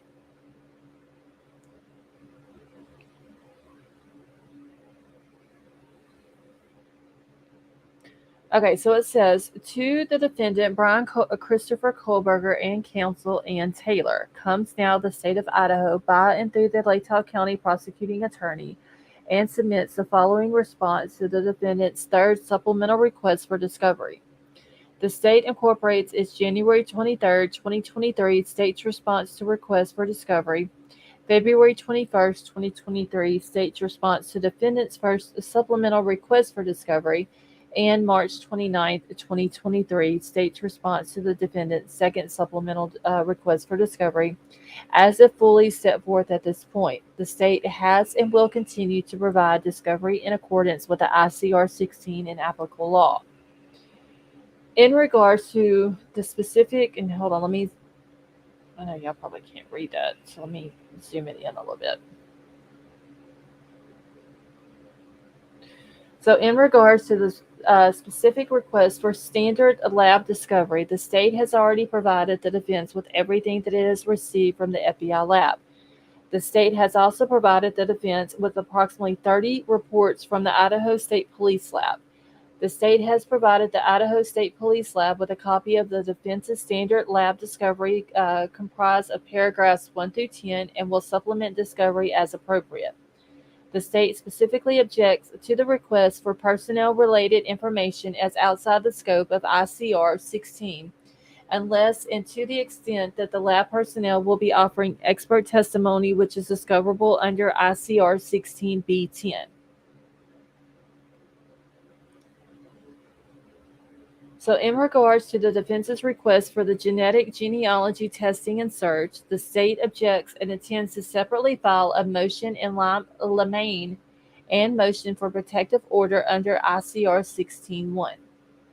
As will be more fully detailed in said motion, the state believes that the defendant's request for discovery is outside the scope of ICR 16 in that it does not intend to negate the guilt of the accused as the offense charged or tend to reduce punishment for the offense as contemplated by ICR 16A.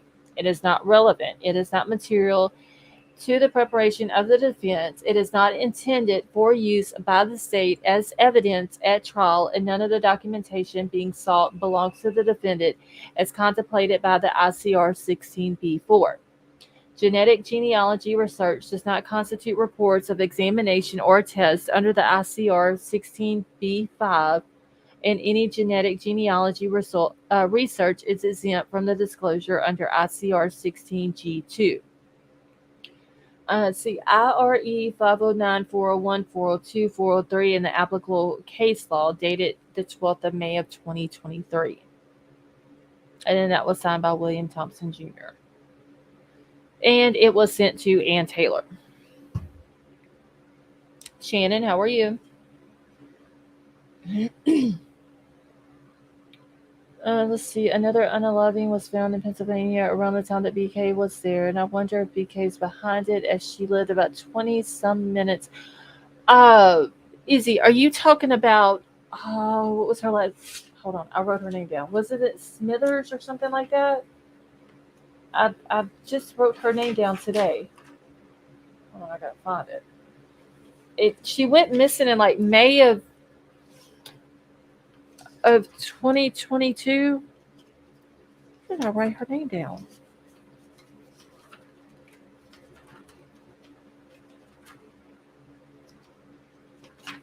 Well, Dana Smithers, is that who you're talking about, Izzy? Yeah, she was found, White Widow baby. She was found, her body was found. But she was from close to the same area that Bryan is from in Pennsylvania, and they said that she went missing in May of 2022, which would have been close to the time that he left Pennsylvania to go out to Washington. And I did see where some people were wondering if maybe he had something to do with her disappearance. Let's see. Crickets in the room. Good night, y'all. Blessed and sweet dreams from everyone. And Crickets in the room. I hope you have a wonderful night. And thank you so much for stopping by and hanging out with us. Let's see. I am in PA, maybe an hour from there. Jessica Lynn, did you hear about the Dana Smithers lady? See, do we have an exact date? Hey, Ara, how are you? Um, I don't have an exact date, no way, but I do remember his somebody had posted a screenshot of his mom posted in some group on social media, and it was in June of 2022, and she was talking about that her son was leaving home and going off to college and all that.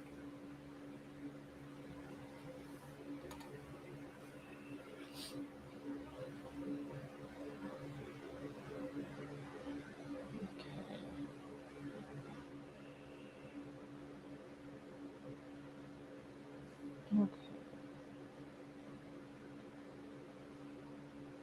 All right, I'm just answering a message back. Let's see. In my opinion, it's possible as she left her friend's home and returned to her home, left phone and wallet, and came missing. And they found her. Wasn't it like close to an interstate or something like that? Sharpen your tongue. How are you? I remember seeing a story about it, and then for whatever reason, her name came up today. And I don't know if it was about them finding her or something, and I wrote her name down.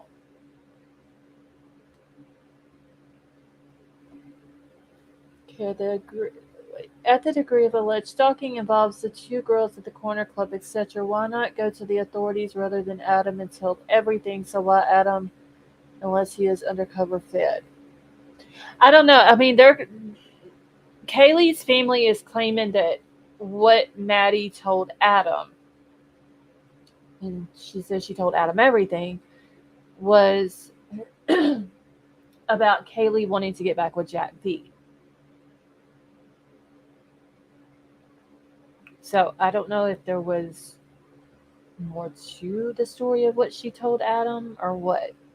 So I think I have an article. Yeah, wait, little baby, if you don't mind, send it over. I remember just briefly, for whatever reason, a while back looking into it, and I don't remember if at that time they had found her yet.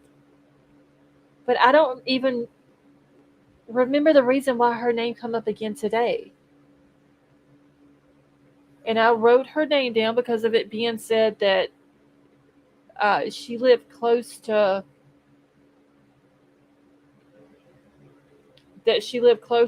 where Bryan is from in Pennsylvania.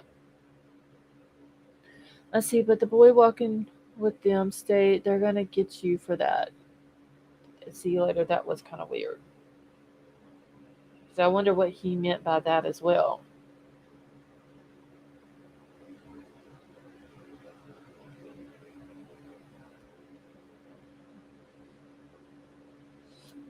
Okay, let me.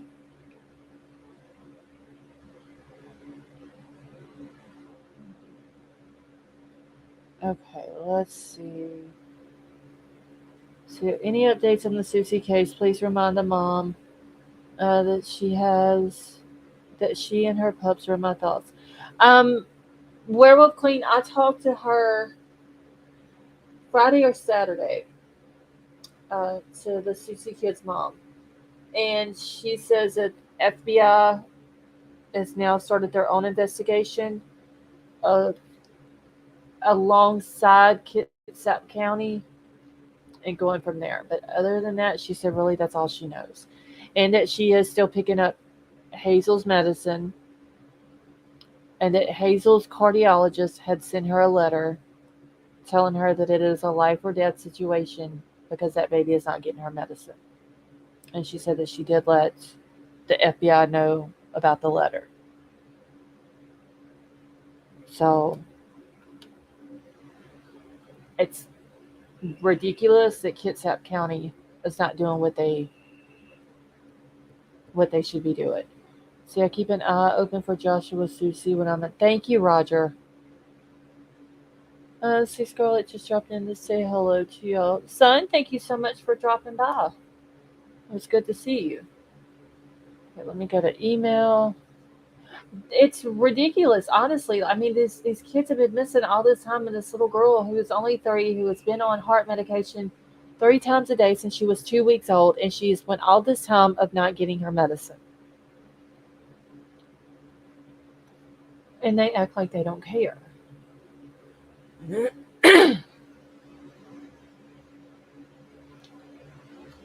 And it's just I don't understand it.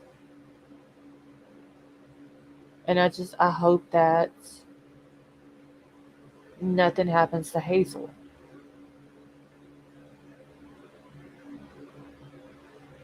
No, see, in my opinion, it's not looking good. I know. That's what worries me.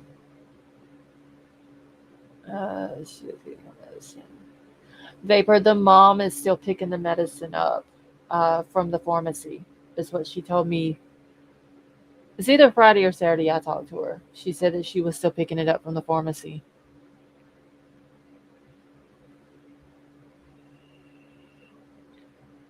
See, Ann Taylor definitely split a couple of pantsuits doing squats.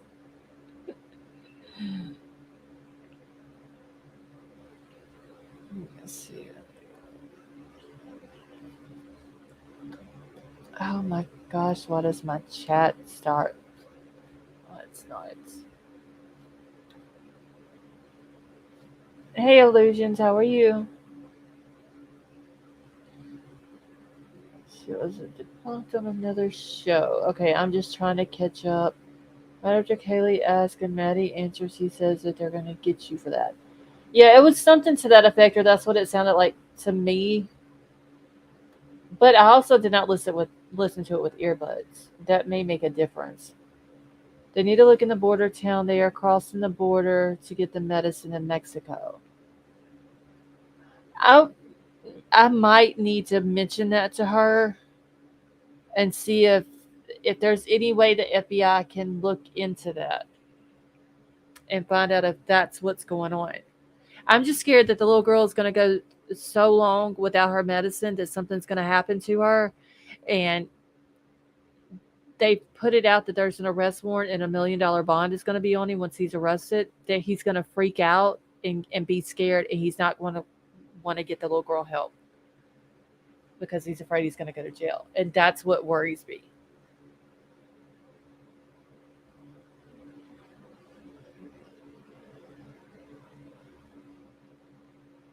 Okay, so real quick, what do y'all think? White Widow Baby, that's fine. Go ahead. Um, hold on 1 second.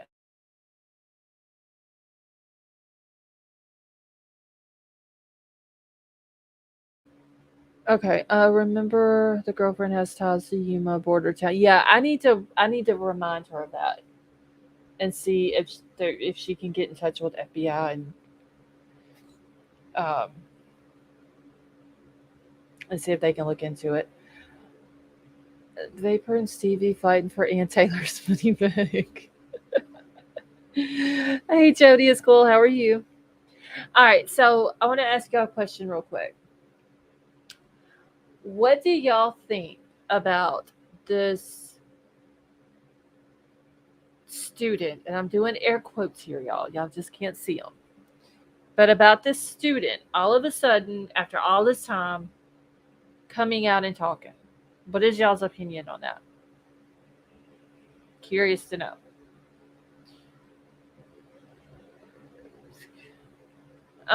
So this means since he isn't a flight risk. Looking for clues. The Susie guy that took his 4 kids and ran, there is an arrest warrant for him, and he has $1 million bond. Tad, yes. Is his name J.R.? Um, I think it's very interesting. I know that in some cases, people um, people tend to be scared and not want to come out right at the beginning for whatever the reason is. That didn't seem like that was the case with this one. Um, didn't he say he feels safe now? Because I didn't listen to the whole thing. The only reason why I had listened to it, what little bit I did, was because it was brought to my attention about a voice changer, which I already knew that, and the creator had put it out there that he wanted to use a voice changer because he didn't want somebody um, recognizing his voice and all, which I completely get. I understand that. Um, let's see, what did the delay? And son, I don't know. That's what I was going to ask. Why? Uh, why wait so long to come out? I get, like I said, that people are scared. But if you're using a voice changer and you're not showing your face, um, why wait? That was my thing. Let's see. I listened to part of it today. I think. See, there was some facts he had to backtrack on. Um, I heard one where he was talking about the drugs being sold at the house or from the house, and then uh, let's see. But I'm done with the headline of your show. You and your chat are doing uptown. I don't. Not sure what you're talking about. But anyway, he had said something about drugs being sold from the house, and then he kind of like backtracked a little bit and was like, "What was the people who previously lived there?" It was almost like he was saying to begin with that maybe one of the victims were doing it, and then he kind of changed it and said it was someone previous. Let's see, the kid has said that he was best friends with a guy that died, so it seems like a bunch of people could figure out who it is.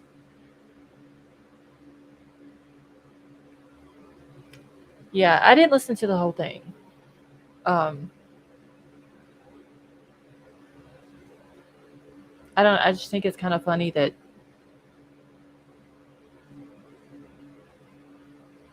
he really changed his story today. This new. See, I haven't heard the new one. Um, I only listened to a part of the first one, so I need to go catch up on the second one then. Um, because I did hear of him saying about all these people knowing. I just don't understand if it was circulating a story that people knew about it at a certain time. Why didn't those people? That's why didn't they call 911? If this was circulating that there was kids who had died, whether they think that it was an OD or just whatever other reason, um, why not call 911? Lady V, I'm not gonna play um, someone else's stuff without their permission. But it's out there if y'all want to go watch it. Did any read what Lena put in the video about Lake Campbell being a previous roommate and Emma's half brother? Okay, I saw something about Lake Campbell, but I didn't read because she had it. She was putting sentences in there, and I was doing something else, and I couldn't concentrate on what I was doing and read everything. See, he said that he didn't realize that there was anything to talk about until he heard WSU Kim talk about the timeline and people knowing way before noon. Really? I mean, this has been going on for 6 months now since this happened. Literally, the day that Kaylee and Maddie were given their degrees, that marked the 6 month mark. How did they not know that? Have they not heard what has came out about the time that it happened and the time that the phone call happened and all this and that? How would there have not been something to talk about before now? So if you need a voice changer, you don't need to be on YouTube. Just go to Ellie or FBI. Yeah, I mean, it, Like, I get the reason why he used it. I get it, but I don't understand the waiting as long as he waited if you're going to use a voice changer and change your name. So it's all just a bunch of craziness, honestly. See, I don't believe a damn word from me. I I will say that the voice changer was a very interesting thing, though. I will say that. Let's see. Let's see. Is it possible he's BK's friend trying to sidetrack people? Is he? Honestly, anything I think is possible in this case. Who the hell is poison? Okay, hold on a second.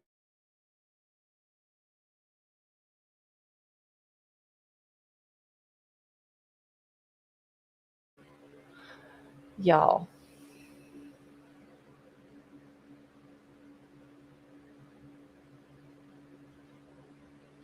I need a heads up when my mods change their names because I have absolutely no idea who is who. Here's another little liar plant. Could be. It could be her tactic to to spread misinformation out there, create doubt for the people in the community.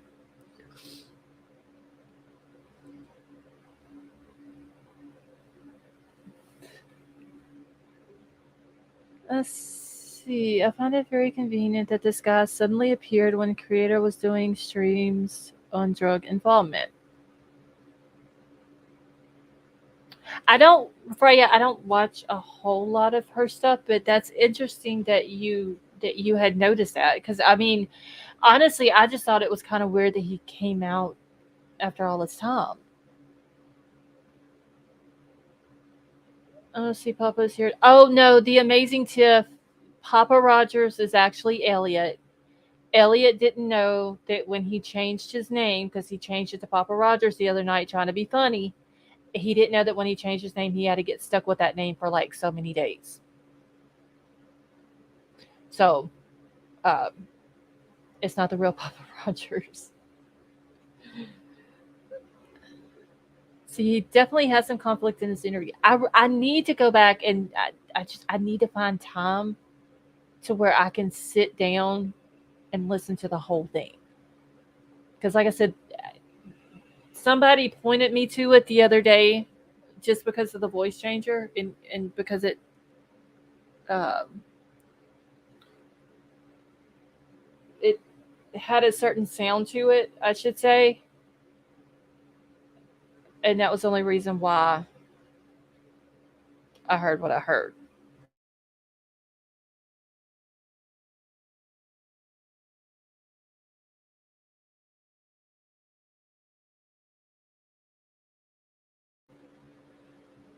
All right. Let's see.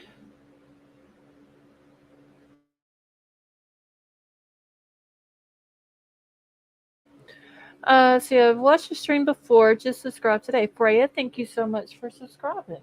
We're happy to have you here with us in the chat. It's like Area 49. That's what Elliot wants you to think.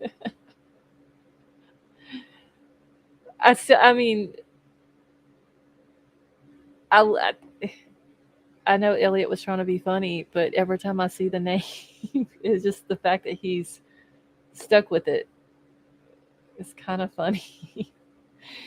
uh, See, now I know who Poisonous Gums is.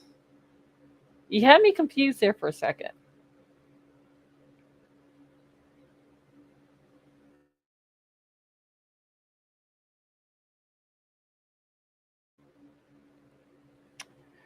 Okay. Let's see. Let's just put it this way. She came from the white community. She started a bunch of rumors and false information on the case, and now she's doing it again. Betty Joe, I have no idea who you're talking about. Okay, I did hear some of the Dave story somewhere a few months ago. That part that Dylan had words put in her mouth, but Ellie was angry about it. Sorry to repeat this. Rosie, are you talking about uh was his name Dave? The guy that came out and claimed that his girlfriend or fiance was in Dylan's inner circle and was telling all kind of stuff about Dylan. Eric, how are you? See, it said that after he did her WSU Kim, he realized that there's information that isn't accurate, and he felt the need to get out what he knows about the Idaho Greek life, and he knew the girls partied at 11:22. Yeah, P Fox. That Dave is a different Dave.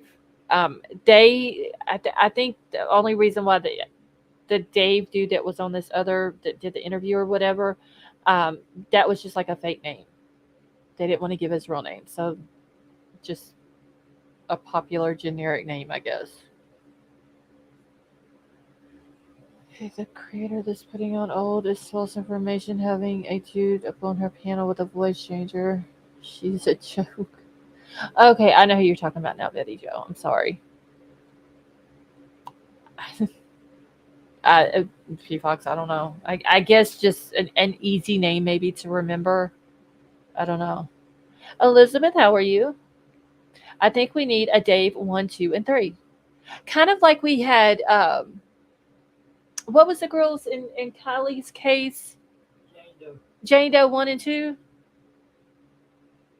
Maybe we need, yeah, like a Dave 1, 2, and 3.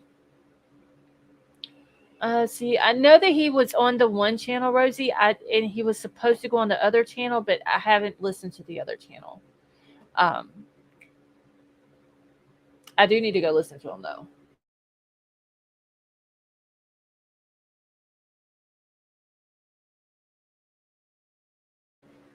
Okay. I mean, it's kind of funny. Like, have y'all noticed that Kim ended up on the same channels that Dave gets? Dave gets a bad rap. I told my ex-husband not to name our kid David. I had obsessed for Disneyland. I mean, there for a while, Jacks were getting bad raps. I mean, everybody that you talked about was Jack this or Jack that. There's no bombshells for nothing. Yeah, I just, like I've said before, I don't have enough hours in the day. And I was trying to listen to it the other day, but I was trying to do something else. I literally had like three things going while I was trying to listen to it. Um, but I do need to sit down and actually listen to everything that he said. I see. You know what Daves are like? My brother is a Dave. Let's see. A Brian, a Brent, a Brett. There's a lot of names. What was it? Jack D, and then Jack S, and then uh, there was a lot of similar names in this one. See, this is all a distraction. What it seems like. I mean, I could com- completely understand him coming out in the beginning, being scared, especially if they didn't know who the person was that did this. And he was like, "Okay, I'll come and I'll do an interview, but um, I'm not going to show my face. I don't want to give my real name, and I need a voice changer." Would have made complete. It would have made more sense. I guess is what I'm trying to say. It just doesn't make any sense that all of a sudden he wants to come in after WSU Kim on the same at the same place. Another Jack on the Venmo and a Jake up north. Now I know that Maddie, her boyfriend was Jake, and for some reason whenever I read stuff that he's posted to her, I always want to call him Jack, not meaning to.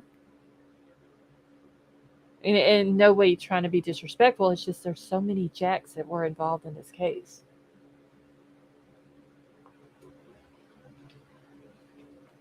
Certain channels want to drive you away from the facts and keep you hyped up on the misinformation and irrelevancy. Yeah. And there's some people out there that will believe everything that a creator says, no matter what. Let's see, Jack Showalter, I heard allegedly isn't in the country. I had heard that too, Eric, but I don't think that there was any proof that he actually left the country. Now, back in the day, before the murders happened, him and his family had went to Africa a couple of times. They would go and do, um, I guess you just would call it like a missionary medical type stuff. Him, his parents, his brothers, they would go over there and give medical attention to the locals. And so I know that he did that. It's on their social media. His parents, his brothers. Um, so I know that he's been to Africa, but I don't like. There's literally no proof that he left that night and went to his parents' cabin and then left and went out of the country. It's possible because we all know that he's went to Africa before, but there's no proof that it happened after the murders. Let's see. Don't forget about my dad. He was there around 1940. Same thing. It was a family. Yeah, it was. They actually went several times. Um, seems like whenever he was younger, him and his brothers were younger. There was some pictures on their social media, and then once the brothers, I know one brother graduated and is a doctor. I can't remember if the other one is. They're twins. I can't remember if the other brother was a doctor also, but I know the one is. And they went after that. The mom, the parents, and all the boys. So, is it possible? Yeah. Do we know it to be a fact?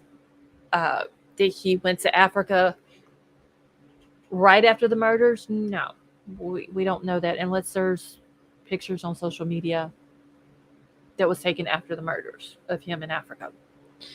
See, never any proof that he went to the cabin 5 hours away. No, there's not, Rosie. Now, like I said, it's possible because we know that they've been there before, but there's no proof of it.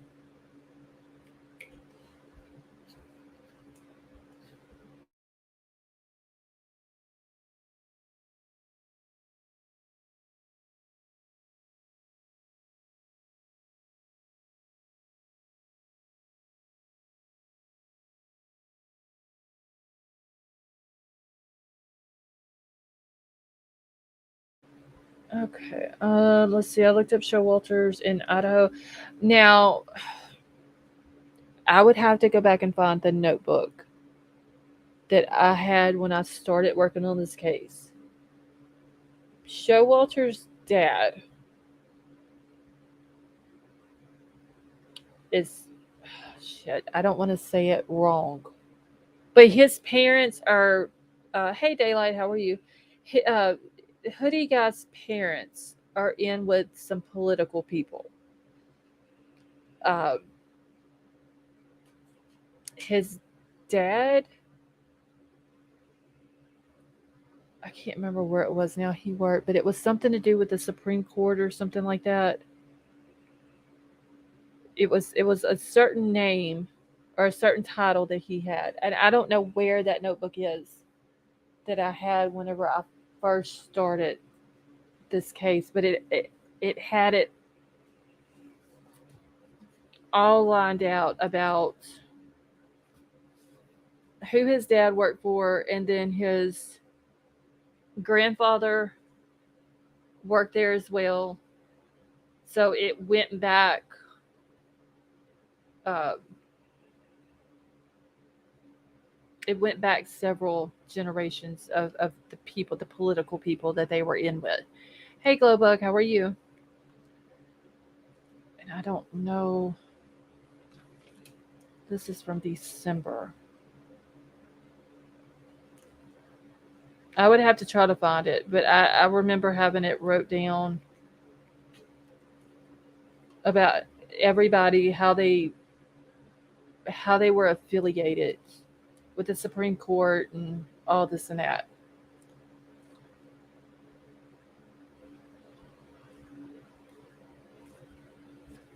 Let's see, wasn't it Showalter that was saying, Maddie, they're gonna get you? Yeah, it was. Well, Eric, everybody had said that it was Showalter that was walking with them. I still call him the hoodie guy because they've never came out and officially said that was Jack Showalter that was walking with them in the video. But everybody has said that that's who it is. Okay, I would have to go through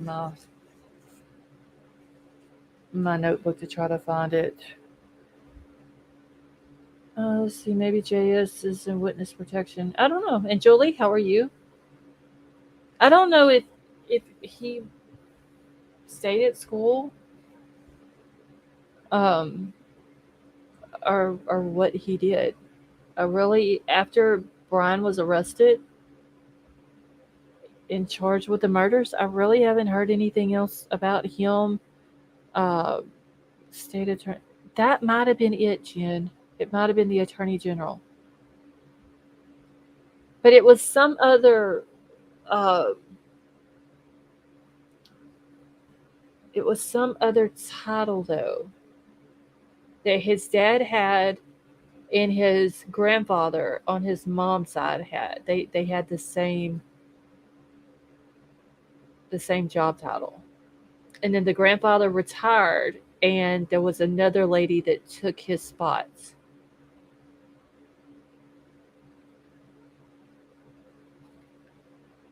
Let's see, they found no DNA in the Pennsylvania trash. They're claiming that all they found was the dad's DNA. That's what they claimed, and that's how they linked Kohberger back to the DNA that was found on the sheet. But I mean, when we was talking a minute ago about all these people that are coming out, if all these people are coming out with credible information, why are why are they not talking to the DA? Um, why are they not going to them and telling them the information that they know?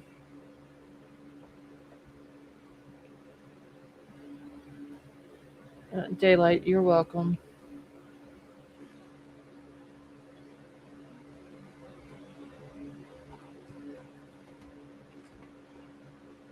Glowbug, I am doing good. Thank you so much for coming and hanging out with us. See if all these people coming forward are so important to the case. What needs attorneys to be in touch with them? I mean, I would like to see a screenshot showing November the 13th at 9:30, 10 o'clock, 10:30, 9 o'clock even.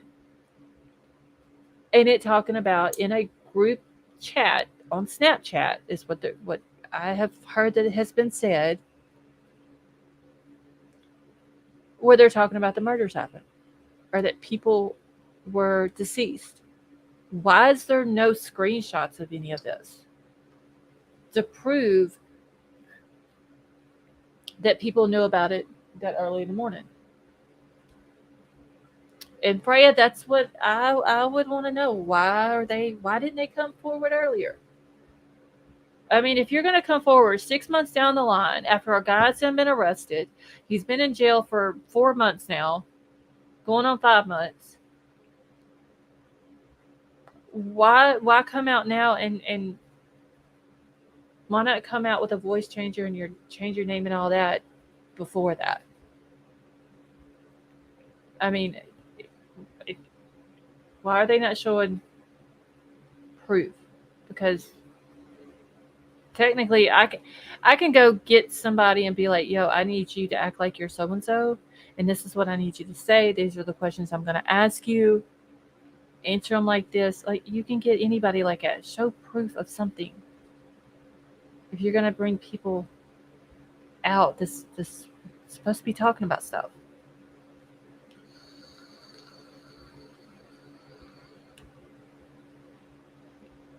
Let's see, that would make a great T-shirt.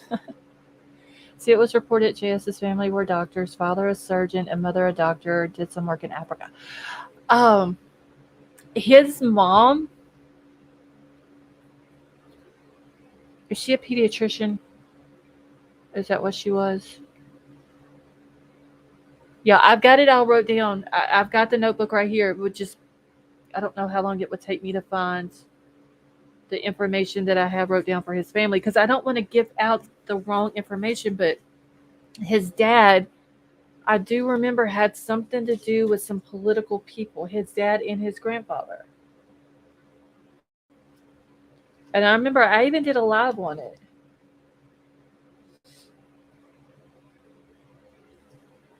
I just don't know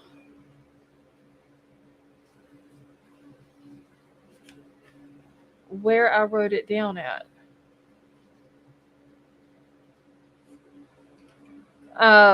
What would I be talking about?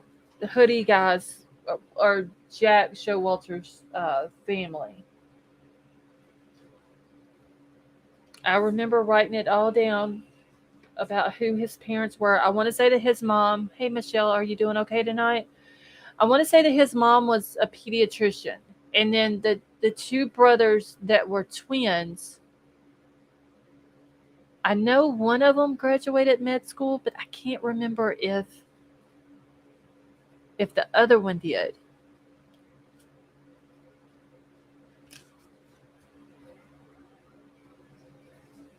And I just remember his dad having something to do with. Okay, wait. Let me see if this is it. Okay, so his parents are Kelly and Larry. Siblings. Sam and Ben are the doctors. That's the twins. And then he has another brother that was adopted.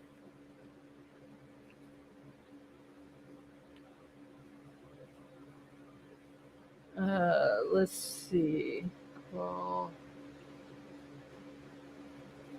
so they lived on the same road and were best friends with the guy that was a lead deputy attorney general.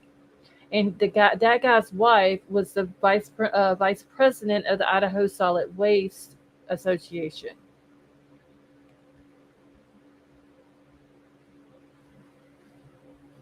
And they were all in. They were political donors and all this and that. His family is.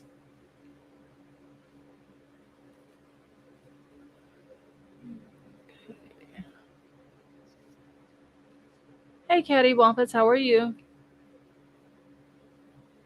Let's see. The one creator lost me when she supported CW. Caddy Wampus, are you talking about Summer's Mama? CW? Is that who you're talking about? Huh? Oh, never mind. I think I know who you're talking about.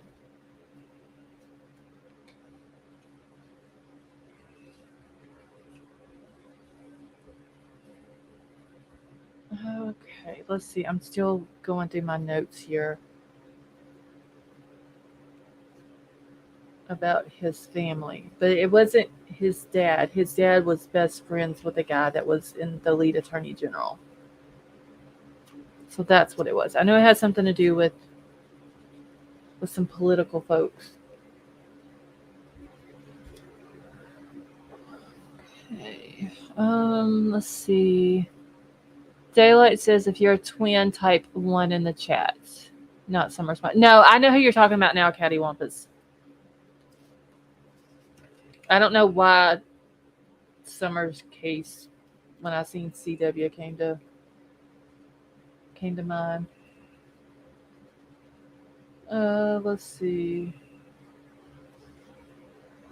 I do have some notes in my notebook though from back in the hoodie guy days that said that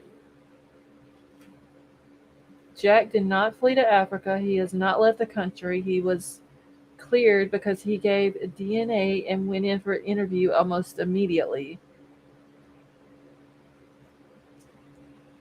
Now, I don't know where I got that information from, but for whatever reason, I did write it down. Let's see, what did she do? I heard she did something, but I've never heard what. P Fox, it wasn't what I've seen wasn't very good. D22, how are you? See, bigger question. Why didn't Ellie interview the guys on the band field at 3 a.m., nor did Ellie interview any members of Dave's fraternity? Good question. Especially since the dude in the band field, who is on the body cam footage, literally has eyebrows that look like caterpillars. They're that bushy. So many people point the finger at them, including myself. Poor Jack. I'm daylight. I mean, I suspected Jack D at one point. Um, it just, I don't know. The look that the dad gave um, at the vigil, and then him not answering the phone, and all that. But my mind changed, and I fully think that they have the right guy, and I don't think Jack D had anything to do with it. And I don't think that Kaylee's family would have backed him if they thought that he had anything to do with it. Okay, is the eyebrow kid last name Campbell? You know what? I have his name wrote down too. I actually have two or three of those guys' names wrote down because one of them is. Let me see which notebook that is in. Y'all making me bring out like the old notebooks, y'all, like the beginning of the Idaho 4 days. Um, One of them, or maybe two of them, are part of Sigma Chi. But I don't know.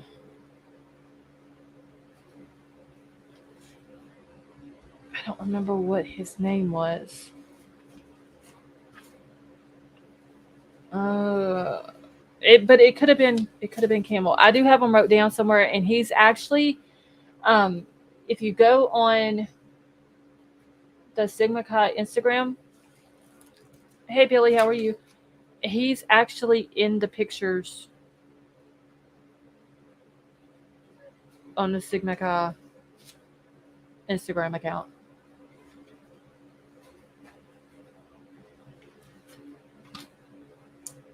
And like I said, I'd have to go through this whole notebook of pages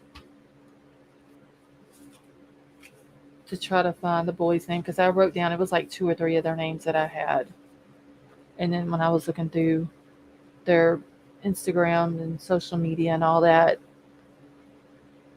um, they were on there. Uh, Ow. Campbell's Aiden Barbari's stepbrother Aiden lived in the house previously.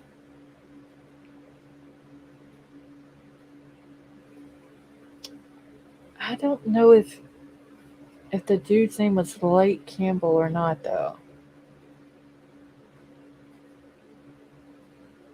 Okay, theory naked perv goes and Kohberger sees him go in and follows him in. I still don't believe anything about a naked dude. Like that whole story of her seeing a naked guy run, and we're talking about Bethany. Being at Bethany's room is on the first floor. And on the first floor, there is no way possible that she can see the back door, the back sliding door. It's virtually impossible unless the girl has X ray vision. But that article said that Bethany, being on the first floor, sees a guy who is naked running through the house and runs out the back door.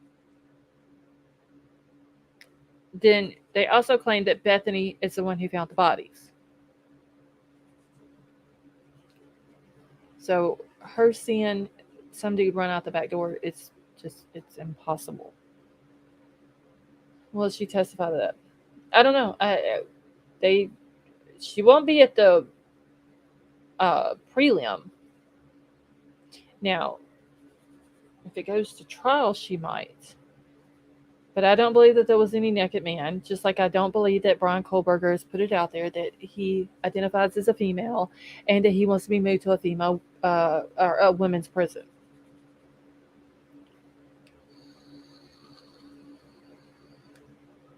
Which, by the way, I still have not gotten a response back of where that person was getting their information about Bryan wanting to be a female or identified as a female and said that he did not belong in an all men's prison and all this and that. I mean, he's literally still sitting in jail. He's not even in prison yet. Daylight, that was, oh, a month and a half ago, maybe, that there was this article that came out, and there was there was people that was running with it who believed it. That said that Bryan has came out and said that he identifies as a female, that he does not belong in a men's prison, that he wants to be transferred to a women's prison, and the dude hadn't even went to trial yet. So that he's not even like this dude who wrote the article already had him in prison when he's just in fact in jail. And it was like a big long article. It was honestly it was funny. I laughed probably like the whole live trying to read it. And then the whole naked guy thing comes out. I just think it's people looking for 5 minutes of fame. Morosini had too many martinis. Something. I mean, he never wrote me back and to let me know where he got that information from. April the 3rd, I think, because everyone said it might be an April Fool's joke. It could have been. So yeah, what right at a month and a half ago, and it was. I don't know. It's. I forgot what else it said, but for sure I remember that he identified as a female, and that uh, he was he was tired of hiding it, and he was coming out, and he didn't belong with the men. He wanted to be with the women, and all this and that. See, is BK in solitary confinement? Yes, Michelle, he is. I think they have said that there's 4 cells that's off by themselves. I guess the PC or protective custody part of the jail in Latah County, and that is where Bryan is at, is in one of those cells. Let's see, Dave will not be hiding behind a voice changer when BK's lawyers get a hold of him. This is not facts, Bryan. No, yeah, y'all don't run with Bryan Kohberger as a female, because he's not. I don't. He's not wanting to. He doesn't want to identify as a female. Uh, and I read that Lori Vallow is going to be going to. I think it's Pocatello Women's Correctional Facility, I believe is the name of it. So if Bryan was wanting to go to an all women's prison, that's where he would have went. See how many people are in jail there tonight. Hold on, and I can look it up real quick. Let's see.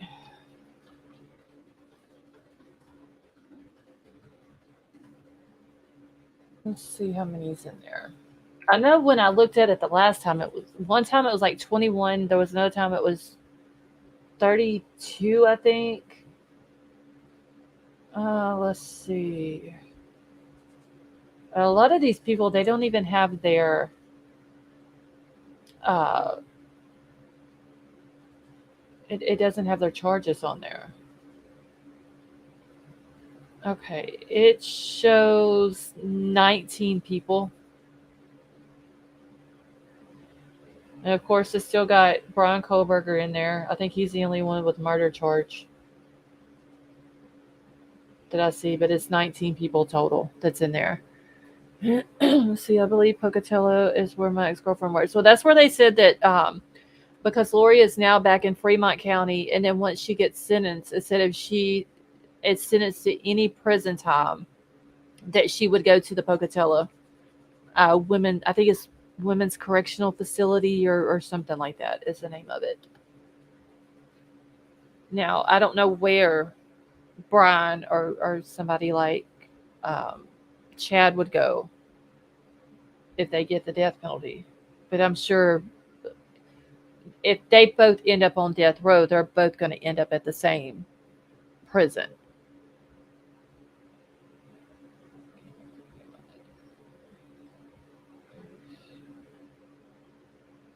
Hold on 1 second, y'all.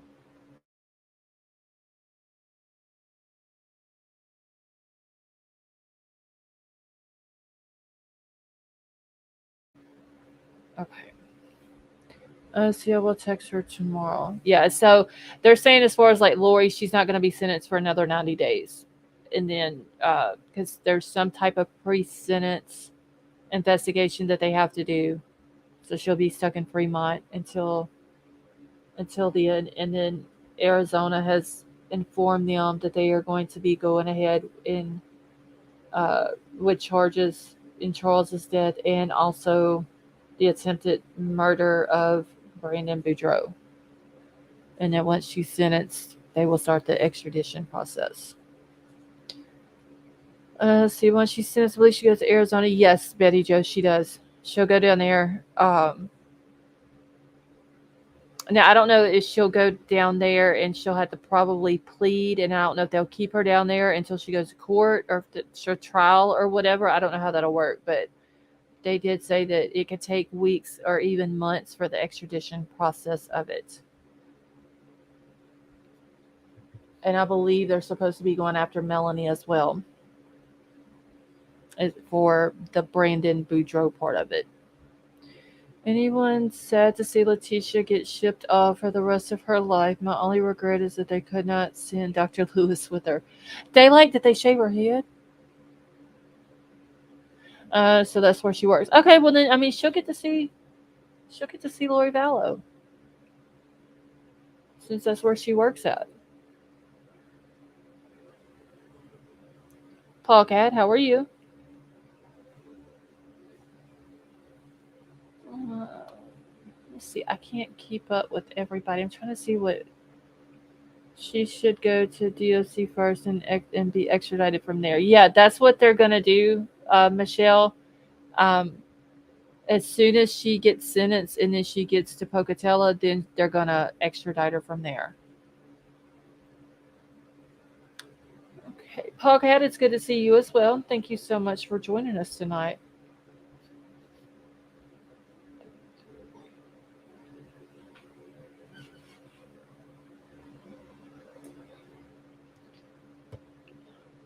Let's see, Daniel Johnson, how are you? Did I miss a side by side? Oh no, Lori and CJ, you have not. I haven't showed it yet. I'm glad that you reminded me.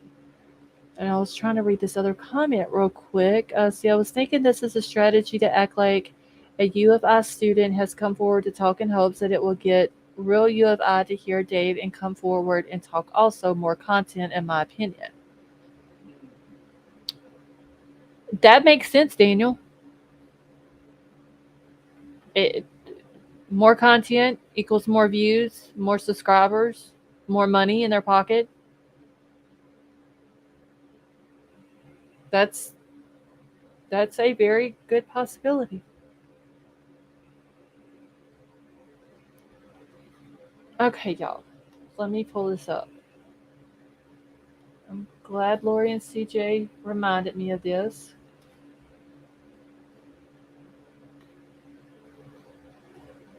Y'all, look at the eyes and their mouth.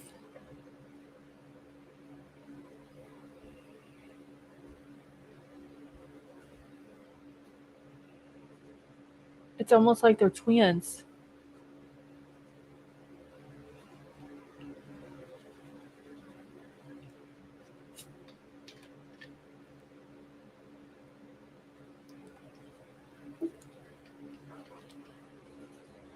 How tall is she? I don't know. Does anybody know how tall Emma is?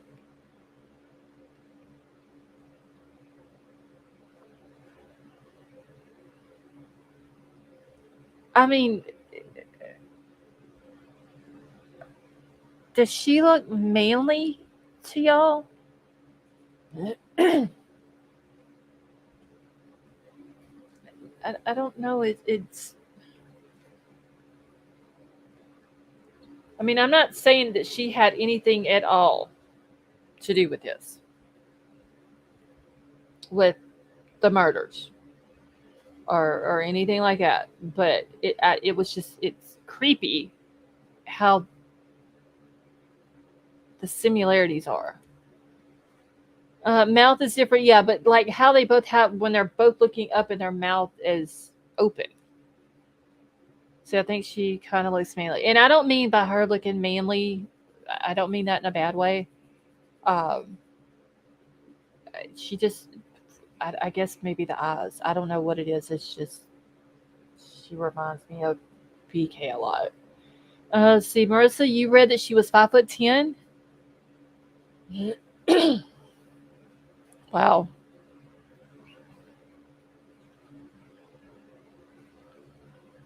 I don't know what jail is she in. Do we know what jail she's in? And maybe I can look it up and see if it has her height on there. It's Bryan dressed up like a girl.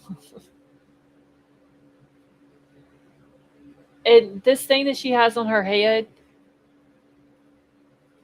the person on the right, Paulcat, is Bryan in the blue shirt. The person on the left is Emma. She's in Lewis County, Washington. Okay, hold on one second.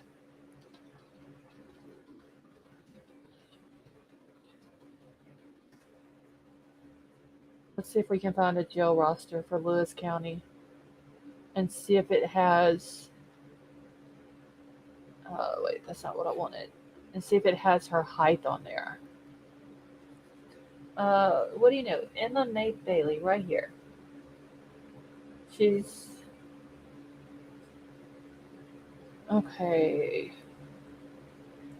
She has a cash or bond, $100,000 bond. Drugs conspiracy to deliver, manufacture. Okay, that's all it has about her. Don't have anything about her height or anything like that. Let's see if finally I have it. Okay, where did you find these pictures? Oh my god, Izzy, they were actually on. Somebody had did the side by side and posted it on one of the Facebook groups, and I saved it from there. Okay, let's see. She's in Washington. Let's see if there's anything about how. I don't need to know about quick exit here, people. Washington. I'm gonna see if Violink has anything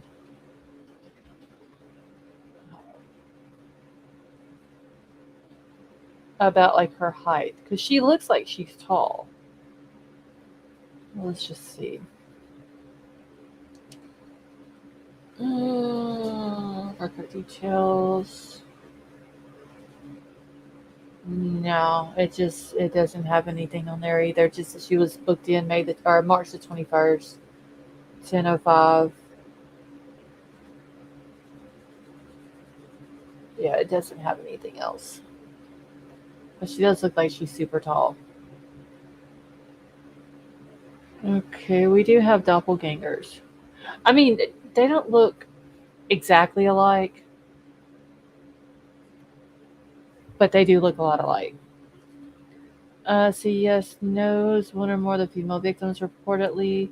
So I'm not sure which sister BK had the YouTube channel, but I followed her and thank God she doesn't look like BK. I haven't seen any videos for a while. Yeah, neither one of his sisters look like him.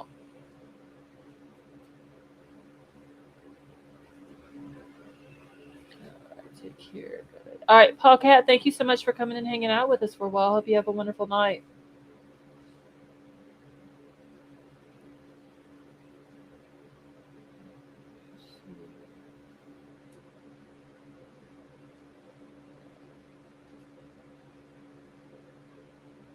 See, is this his sister? No, Elizabeth. This is Emma Bailey. I just think it's weird how they look alike, and I think what it is the eyes because they're both looking up at whoever it is that they're looking at.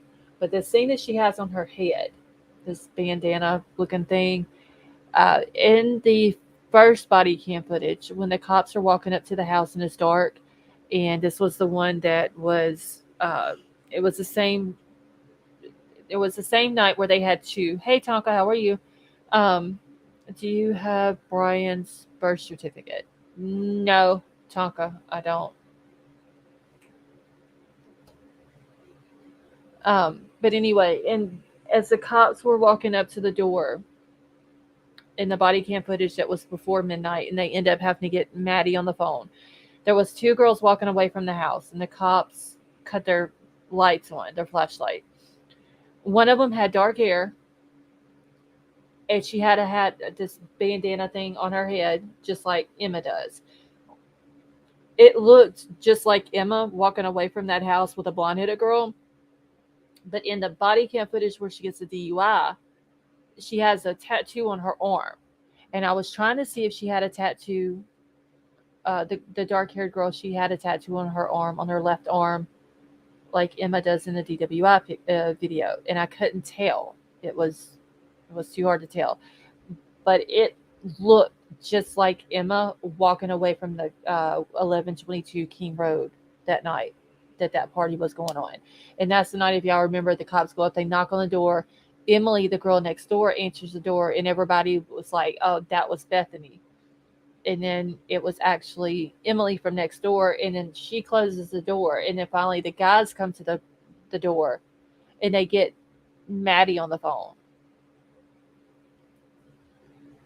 And Maddie talks to the cops and all this and that. And then for whatever reason, the cops had to end up going back after midnight. And that's when they talked to Xana. And Xana was like, I don't know what's going on. I just got home. Everybody else is at the club. And then I believe after that is when, no, before that is when they went and talked to Kaylee out in the backyard. But we had actually seen that one afterwards. Let's see. The tattoos are in a popular conversation regarding Emma. And see, Rosie, that's what I was trying to see because if I could have seen the tattoo on the girl's arm in the body cam footage at the house, I could have said 1,000% it was Emma. But without seeing that tattoo on that dark haired girl's arm, I can't say for sure. And it's just, it shows her arm in the body cam footage at the house, but it's dark. The police are only using flashlights. It's the video seems a little bit distorted, and it's really hard to tell. So even so, if it is Emma, doesn't mean anything. Just means that she was there. Yeah, I mean, it doesn't mean she was there doing anything illegal.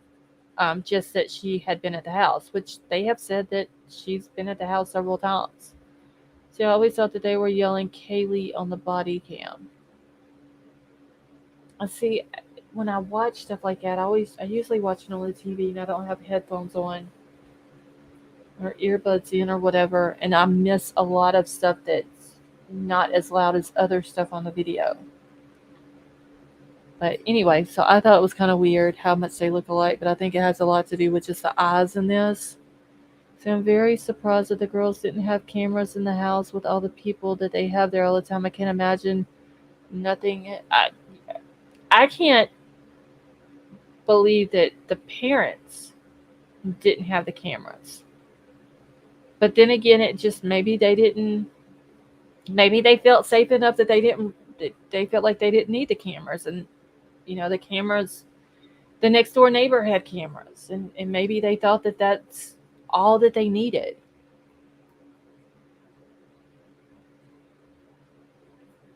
Okay. See, I don't remember. Elizabeth Emma is the one that was arrested. Her and I don't know if he was her boyfriend or the guy she was working with or whatever, but they had given another U of I student some drugs that had fentanyl in it, and he ended up overdosing. And they took him to the hospital, and then the hospital released him like 12 hours later. And then 7 hours after he was released from the hospital, he ended up dying. And I'd read an article where it said that after he had died, he had fentanyl, marijuana, cocaine. It was something else, and it was like 3 or 4 different drugs that they had found in his system, which I don't understand. If he had OD'd, why let him come home that early? They should have kept him at least 24 to 48 hours. Let's see, I'm talking about inside the house. That would have, oh yeah. Now, inside the house, the living room area, kitchen area, maybe like pointing down the stairs from the second floor down to the first floor at the door. Um, yeah.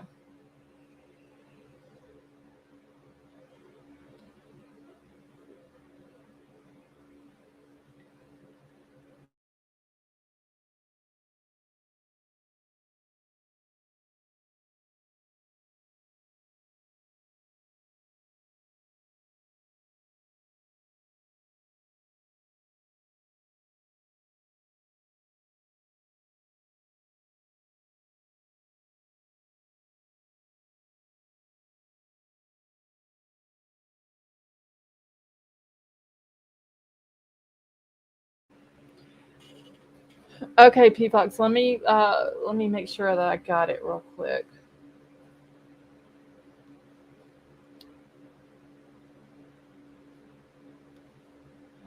Let's see here. See, fentanyl dealers and failure ODs are doing long sentences of hard time. Uh, P Fox, when did you send it to me? Oh, never mind. Never mind. I got it now. It just came through.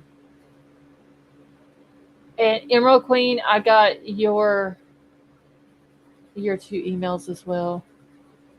Let's see. Fentanyl dealers should get the death penalty. Yeah. I mean, they're selling this stuff and giving it to people that is is killing them. Honestly.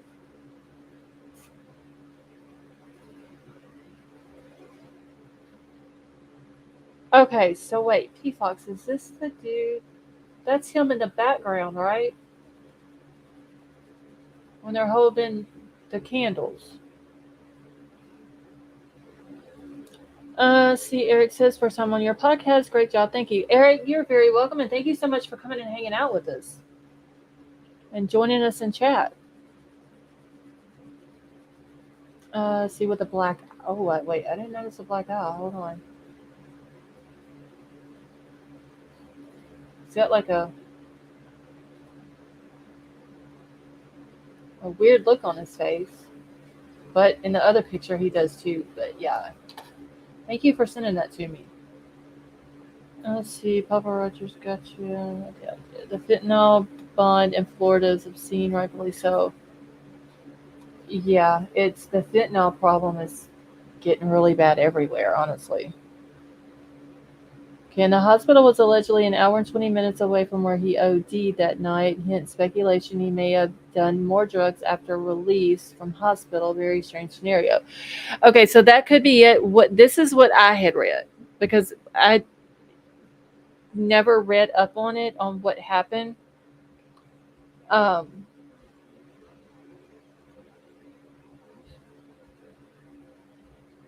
okay, hold on real quick. Um, so supposedly he had they there was a break from college. He went to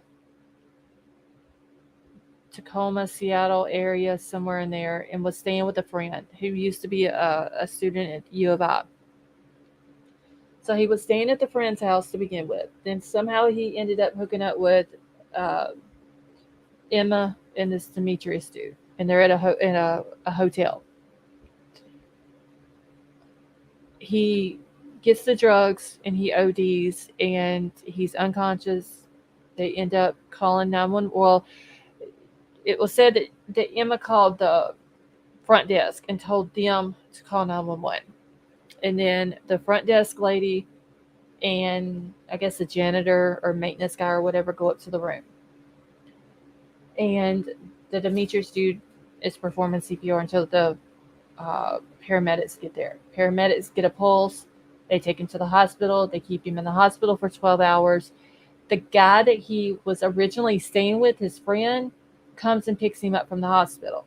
The friend says that all the way home from the hospital, it's like he's out of it. He's super tired. He's fallen asleep and all this and that. And he's really out of it to the point that whenever they get back to his apartment, he has to help Caden into his apartment. And that he kept checking up on him, making sure he was okay and all this and that.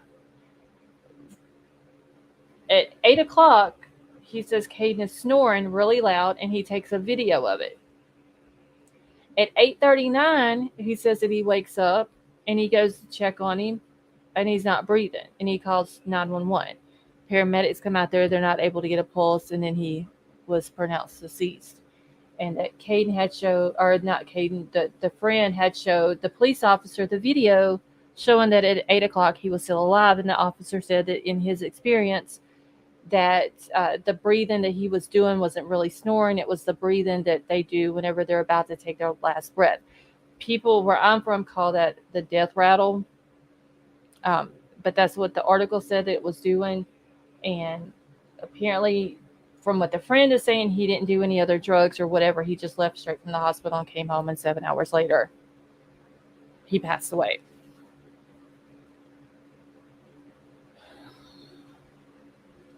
Giddy up, how are you?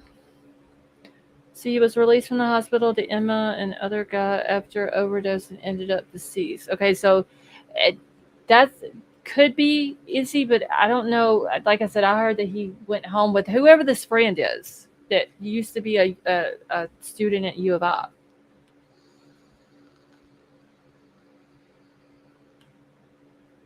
Let's see. You would think that if you're going to stay around and do CPR, you might want to keep Narcan. I believe they hit him with Narcan at the hotel once the paramedics got there. But that's an article that was put out. That doesn't necessarily mean that that's exactly what happened. Let's see. Filmed the death rattle. Yeah. Now some people don't know what the death rattle is. They might not have heard it before. Uh, if you hear it once, you never forget it. Giddy up. I'm doing good. Thank you. Let's see. Task force. You could put MD in prison for decades. All right, y'all. I got to catch up in the chat.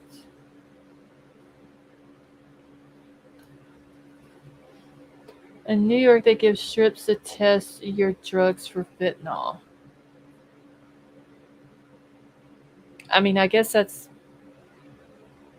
a good thing, but it, it keeps, I guess, people from ODing on fentanyl, but it almost seems like they're kind of, I guess, encouraging the drug use, but trying to do it in a safe way, maybe? I don't know. I know some places they give, I've seen on some of those shows, they give clean needles to people, which I get why, but then in a way, it kind of is like a safe way of promoting it, that it's okay to do it.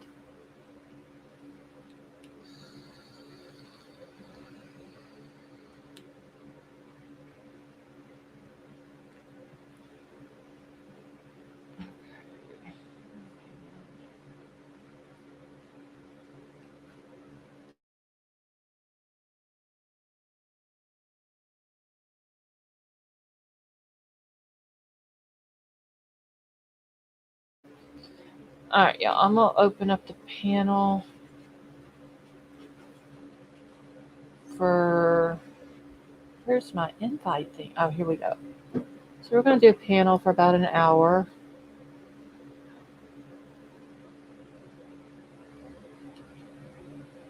So if anybody wants to come up, I would love to hear your opinions on all this and the documents that are coming out. And don't forget, Sleuthy, as of right now, Sleuthy will be here tomorrow night to go more in depth on these court documents.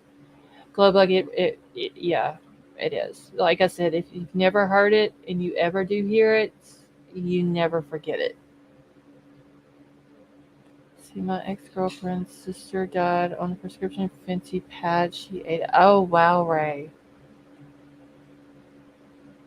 Let's see. I agree. They try to keep death.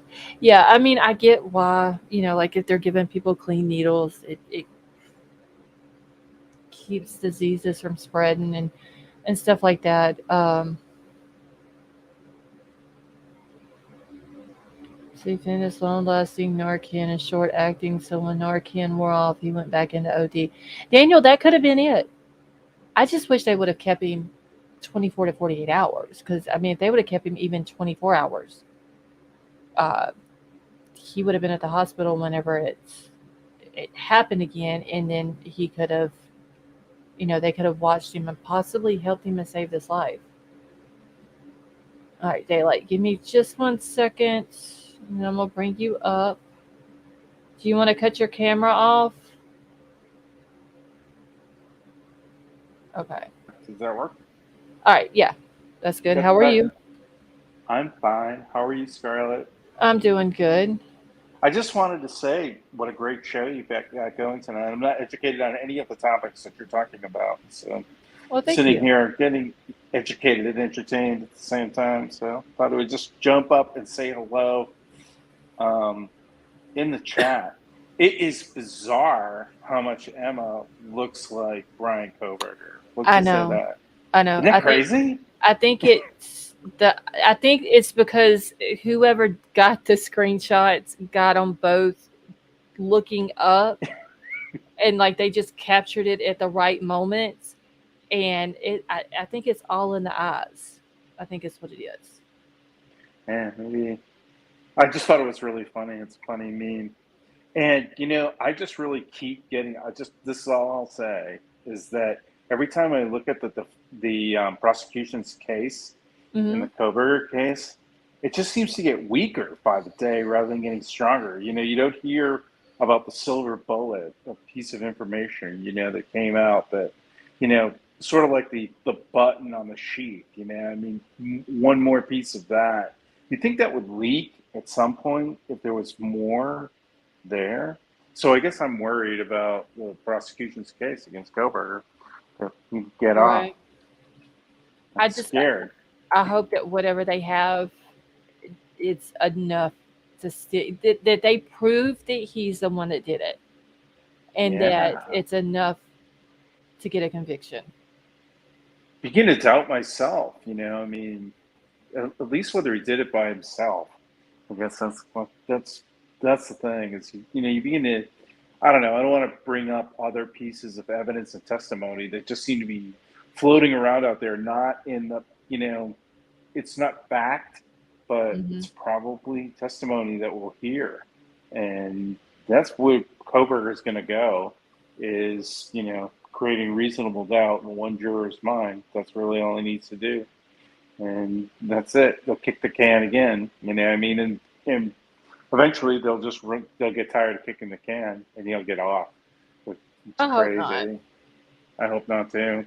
I really. But anyway, I'm gonna jump off the panel. I really enjoyed being on, and I just wanted to say thank you. Great Okay. show. Well, I appreciate that. Thank you.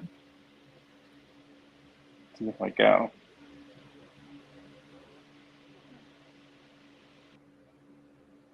All right. So, anybody else would like to come up? You're more than welcome to.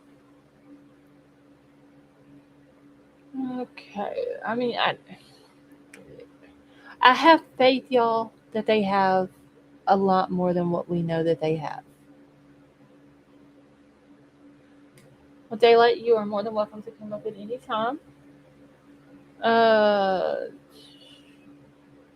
we need a call. Wait, what up, baby? Have you been talking to Troll?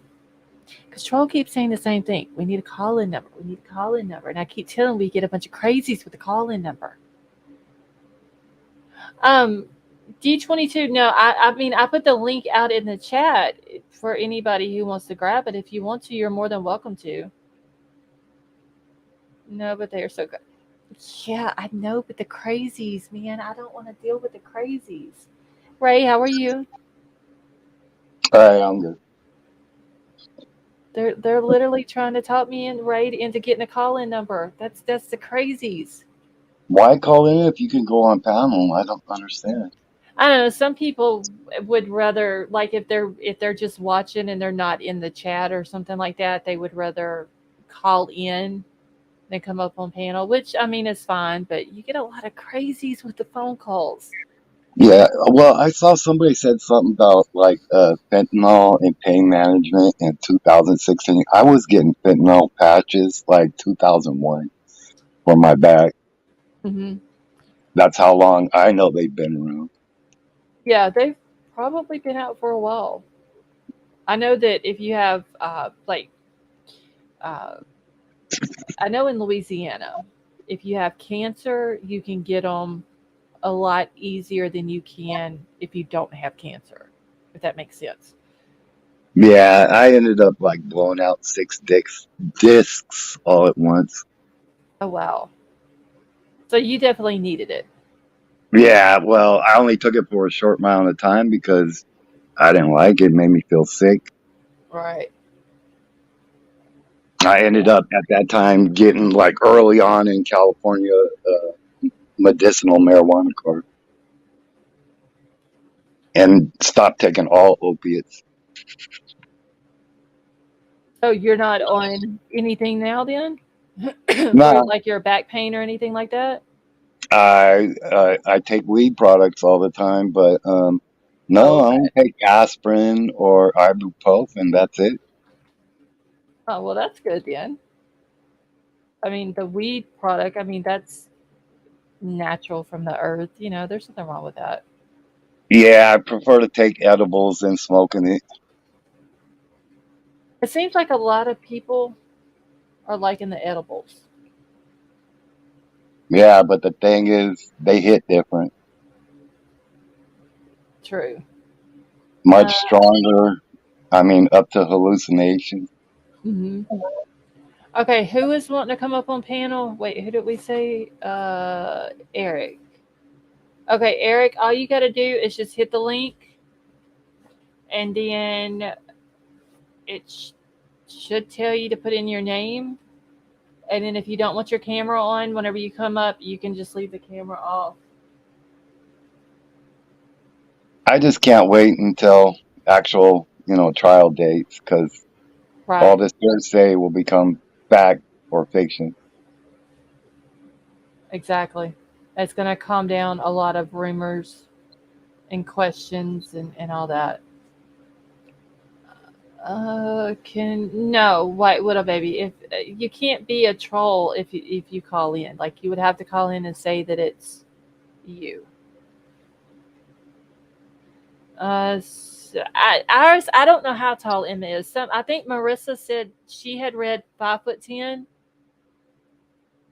but I don't know if that's true or not. I even tried to look on like her arrest record things, and it doesn't have a height on there. But she looks like she's taller than me, and I'm 5'7", so I don't know. Ow. Let's see. We can smell trolls here. I mean, she's screaming for me. Her and Troll both have been talking about we need a call-in number. And so, I mean, if I get a call-in number, then White Widow Baby's got to call in. See, how did they get a trial date so fast? Peapox for who? Uh, let's see, was it? Wait, what today? type of one if you want an 800 number. I don't know if it would be an 800 number. I think it would be probably from my state. Let's see. I'm trying to find out what PFOX, MND. Oh, I don't even know when they go to court. I was just looking to see on her arrest record part if it had her thing. Is Dave here? No, Dave ain't here. I was wondering where Rosie lives. She said she spent lots of money per month on rec meds. I know here in California you could get like a card. I Mm-hmm. mean, it's legal, but you could get a card and you usually get a discount. And there's a lot of dispensaries that I used to go to in Oakland and San Francisco. They actually give you free weed every day. Oh well. Well, I mean, at least you're able to do that instead of all this other like the pain meds and stuff like that for your back. So, uh, was that you on panel? No, Rosie, it's Ray up here now, and then a minute ago was Daylight.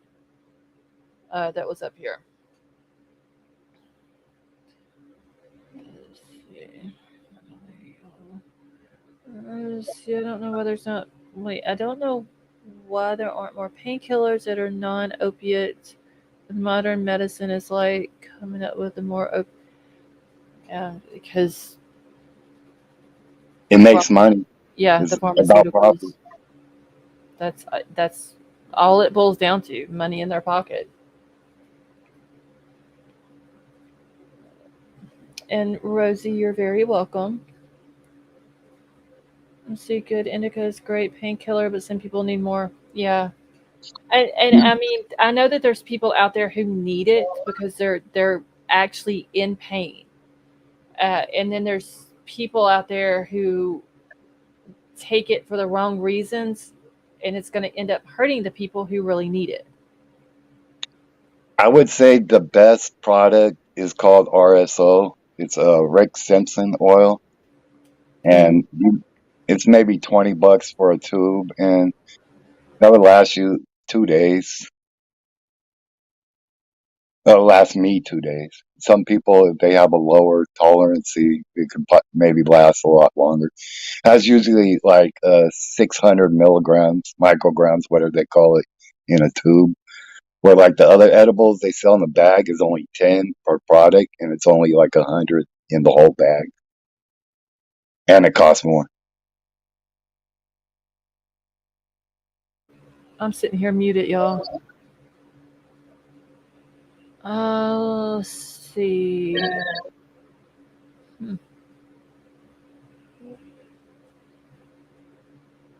I'm trying to catch up with everybody. It mods if the chat is going too fast for y'all, just let me know. Meds are perfectly safe. Work long term. Keep us alive. Opiates have been used for hundreds of years safely, if not abused. Yeah, Rosie. There's just some people who abuse them and can get out of hand with it. Let's see.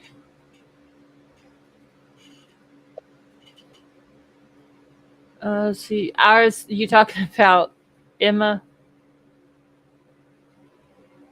Yeah, she does.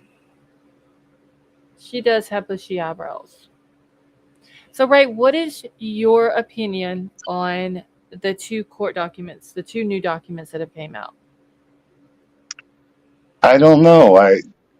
I kind of believe they have all all the information they need, and they just keep like fishing for more. That's how I feel. Okay. So, I like, they're mean, just if not, why would the prosecution hold back evidence? true, especially in a case like this that could get the death penalty taken off. Because, I mean, we've seen that already in another case. Um, I don't know. Maybe they're just throwing all this stuff into a request just to see what they're able to get back. and maybe they can get back something that, hey, Insane News, how are you? Maybe they can get something back that they didn't know for sure that the state had, and maybe the state didn't think that they might have knew about it or whatever, and they're just basically fishing to see what they can catch. I mean, that makes sense. Must have got lost. How are you? But I know all the hearsay that's, Bryan's defense is going to follow up on all this themselves. Because I know they have to hear what everybody's talking about.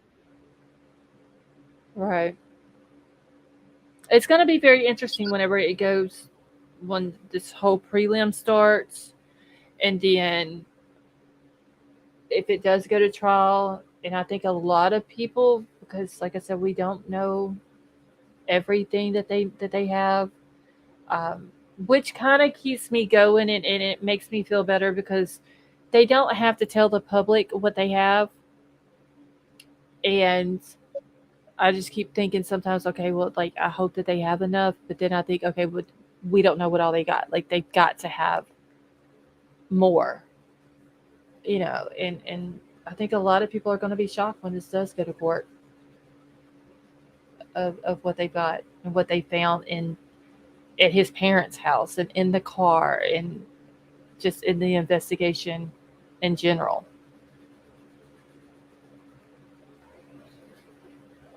Well, you got to think the defense has a majority of what the prosecution has, if not all.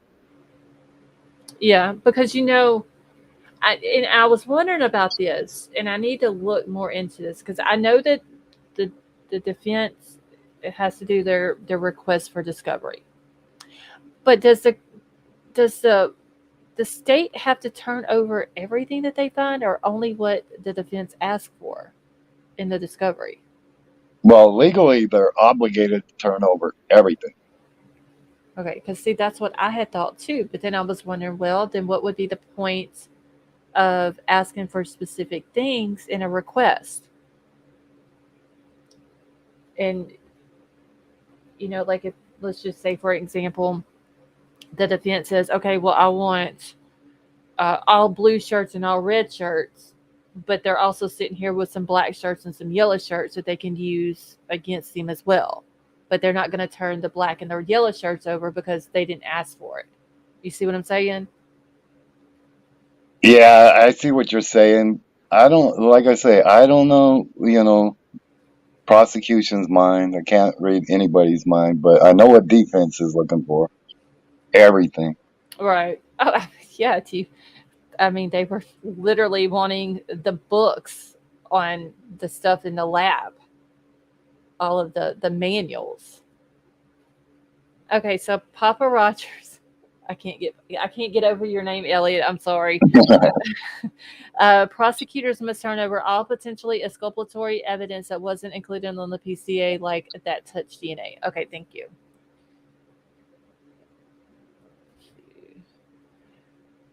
Yeah, I was wondering about that because and that's the way I thought it was. They had to turn it over, but then I was like, well, what if they have to turn it over? What's the point of doing the request? So I don't know. It's going to be a very interesting trial on several different aspects. What the defense has. I mean, not the defense. I'm sorry. The state has, and then how Ann Taylor and them is going to fight it. It's going to be very interesting, I think. And I just think they're looking for loopholes. true. I mean, if anything was done wrong, then they're gonna say, Right. that evidence can't be used because you guys didn't follow proper procedures, so on and so forth. Right. Chain of custody, so you know what I mean. Yep. I think she's going to have a lot of stuff stacked up in her favor when this does go to the prelim or even to trial, that she can use to try to get evidence thrown out, like you said, or uh, just thrown out, or whatever. Ann Taylor once wrestled a bear. What?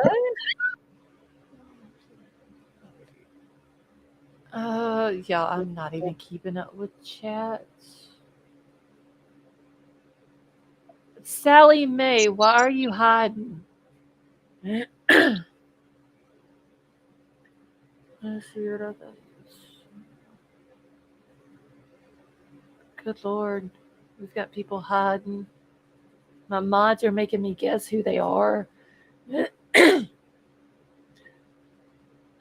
see. The old public and narrative game. Sick of playing the old tired game. Ann Taylor is the highest paid legal aid attorney now. That is probably true. What does she make? What are they paying her? What, 200 an hour? I don't think that's high. They're paying. I think they're talking about just for like a public defender attorney. Uh, it's the first 40 hours is $200 an hour going to Kootenai County to the public defender's office. And then anything over 40 hours in a week is going to Ann Taylor. Hey, Coco, how are you?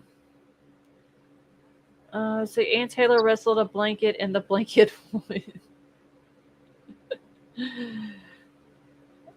I mean, how much do they pay public defenders? Like, what is an average? I'll Google it. Okay. Like, I wonder, like, because there's some people saying that that's cheap, but I mean, that first 40 hours is going to the Kootenai County, and then they're going to pay her out of that. And then all the overtime work is going straight into her pocket. Let's see, I'm sure the expensive defense team will clock up lots of overtime reviewing all the documents and the audios. Yeah, what was it? 52 terabytes of video and audio. That's a lot of terabytes. A lot of terabytes.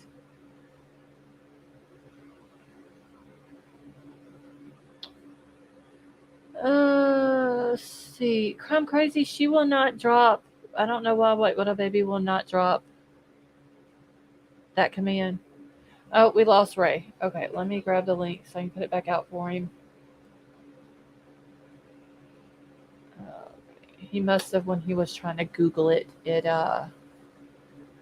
52 terabytes is like 11 hard drives. Yeah, it's a lot. And there was, what was it, 10,000 photographs and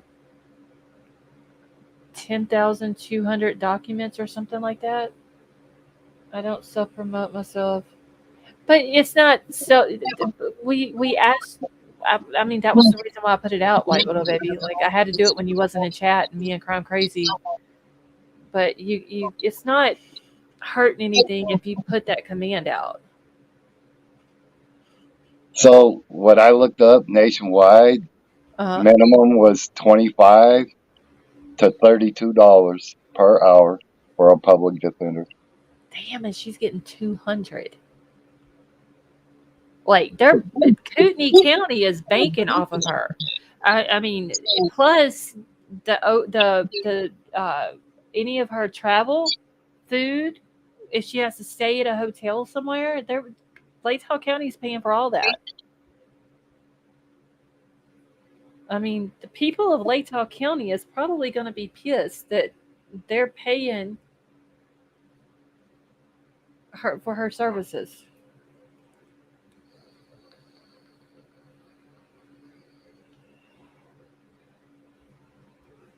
Yep, if she travels to when she has to travel to Reno to talk to Bethany, they'll have to pay for that. If she has to stay overnight, they'll have to pay for the hotel, all of her food, which I'm sure the food in the hotel is they might have put a cap on like the hotel price for maybe what like a normal hotel room would cost in that area.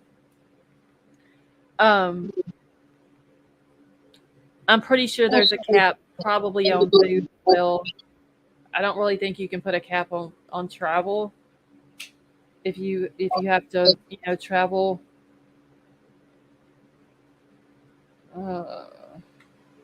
Hold on, what is this? Well, I don't think they're going to pay for first class accommodation. No. That's what I'm saying. They probably put it like a cap on it.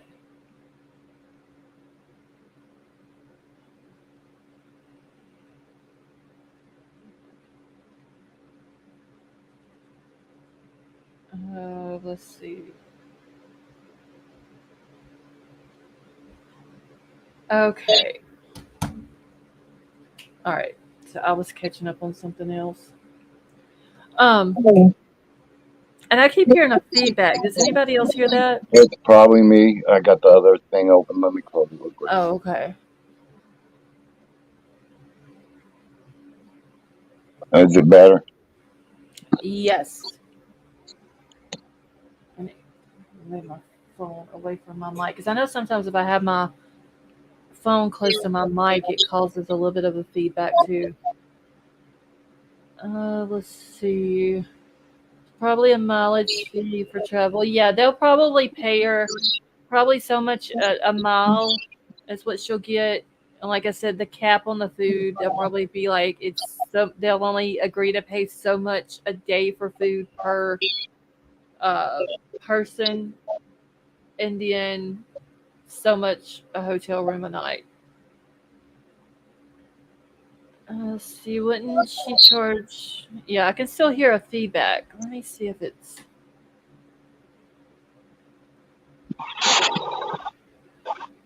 okay.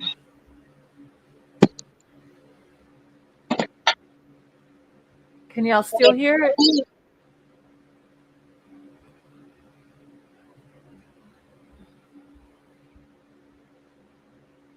Okay, I can't. Okay, it must be on Ray's end because he's muted now and I don't hear it. Let's see.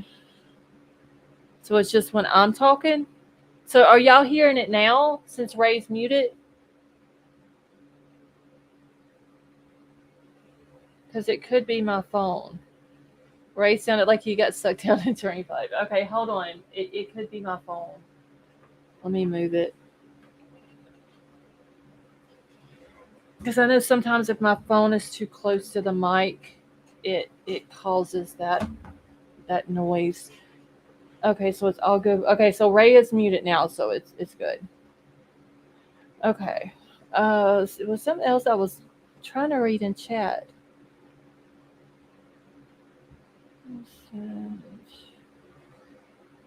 Let's see where. Okay, so wouldn't she charge much more if wasn't doing it as public defender?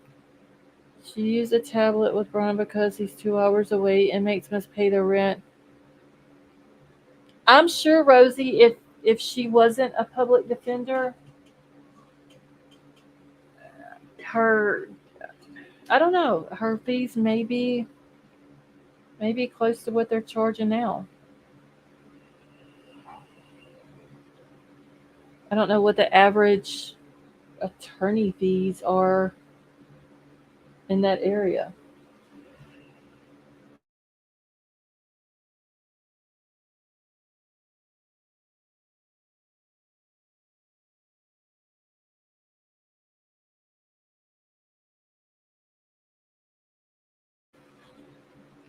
Let's see.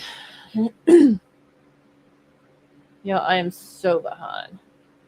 Yeah, like 32. Okay, so Ray just said insane news that the average for a public defender nationwide was what was it, 30 to 32 an hour? 25 to 32. Oh, 25 to 32. Okay. So I'm thinking that just a normal attorney that's not a public defender is probably going to be way more than that. Couldn't have done this through Zoom like they are for Steve. Uh, what, Elliot? Could they have done what? I mean, that's what they're doing Monday, but the prelim, they can't do it through Zoom. Now, I'm pretty sure that there's a lot of times that she's probably talking to Bryan on his tablet or whatever, so she doesn't have to come down from Kootenai County. The interview with Bethany. Mm, I was gonna say same thing, King Scarlet. That's why they call them dump trucks. Let's see. Let's see her paid her. I mean, I would think Elliot, yeah, that they could do it over Zoom. But I don't know. Maybe there's a certain reason why she's wanting to do it in person. I don't know.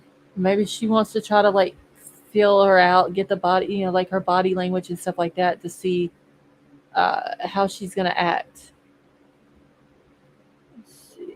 Let's see. I get more than that an hour, and I'm a cleaner. Is it true Ellie doesn't need a search warrant to inspect a car after an arrest? I think they have to still get a warrant.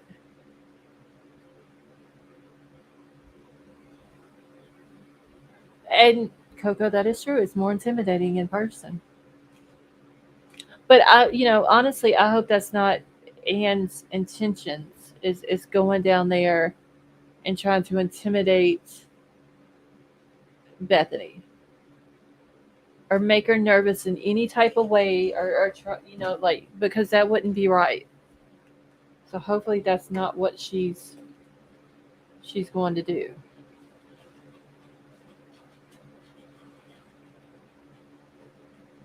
Let's see. Ellie don't need a warrant to search a vehicle after an arrest. Is called search incident to. I don't know. I've always thought that they had to have one to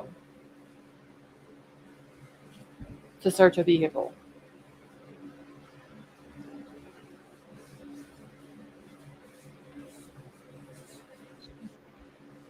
How do we know if Bethany is lying? We haven't heard nothing from her.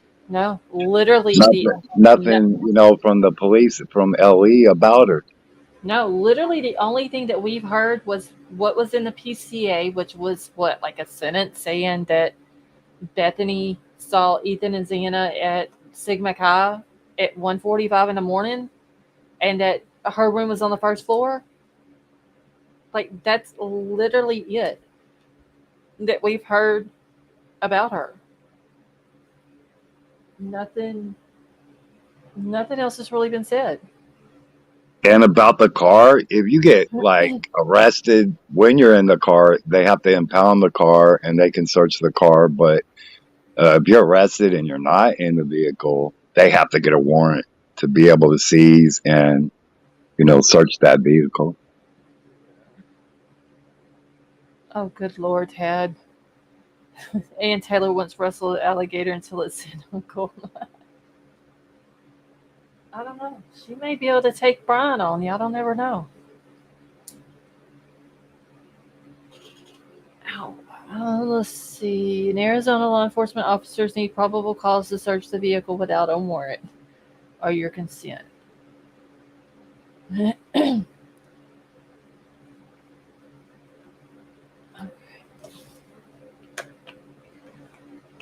Let's see if it's impounded. Let's see. Is LSTC is more likely to have Russell and alligator considering her proximity to alligators? They're literally like a mile through the woods for miles. Let's see. Due to downloads of the surviving victim's phone, so maybe Bethany's phone says something different than what she told Ellie. I don't know. They keep throwing this exculpatory evidence out. Like they've used that word several times, and the state comes back and is like, well, if you're talking about exculpatory evidence, specifically, what are you talking about? What I keep thinking about is Ellie has to have the survivors' phones, or at least the information on the home phones, unless they didn't do their job. We don't know. I mean, if they didn't, it wouldn't surprise me. Like the guy that is talking on other channels had said that his house, they never came and checked his house, and he was far enough supposedly to be able to see the King Road house from his window. Mm-hmm. So Police said they canvassed the whole area and talked to everybody, but this person's saying something different. Yeah, I don't. Yeah, because they were asking for all this video footage, and they were going door to door trying to get it, and all this and that. I think that they got enough, but did they really do a good job? You know what I'm saying? Because we've heard so much, and the it was a targeted attack. It wasn't. The community's in no danger. Like it. I don't know.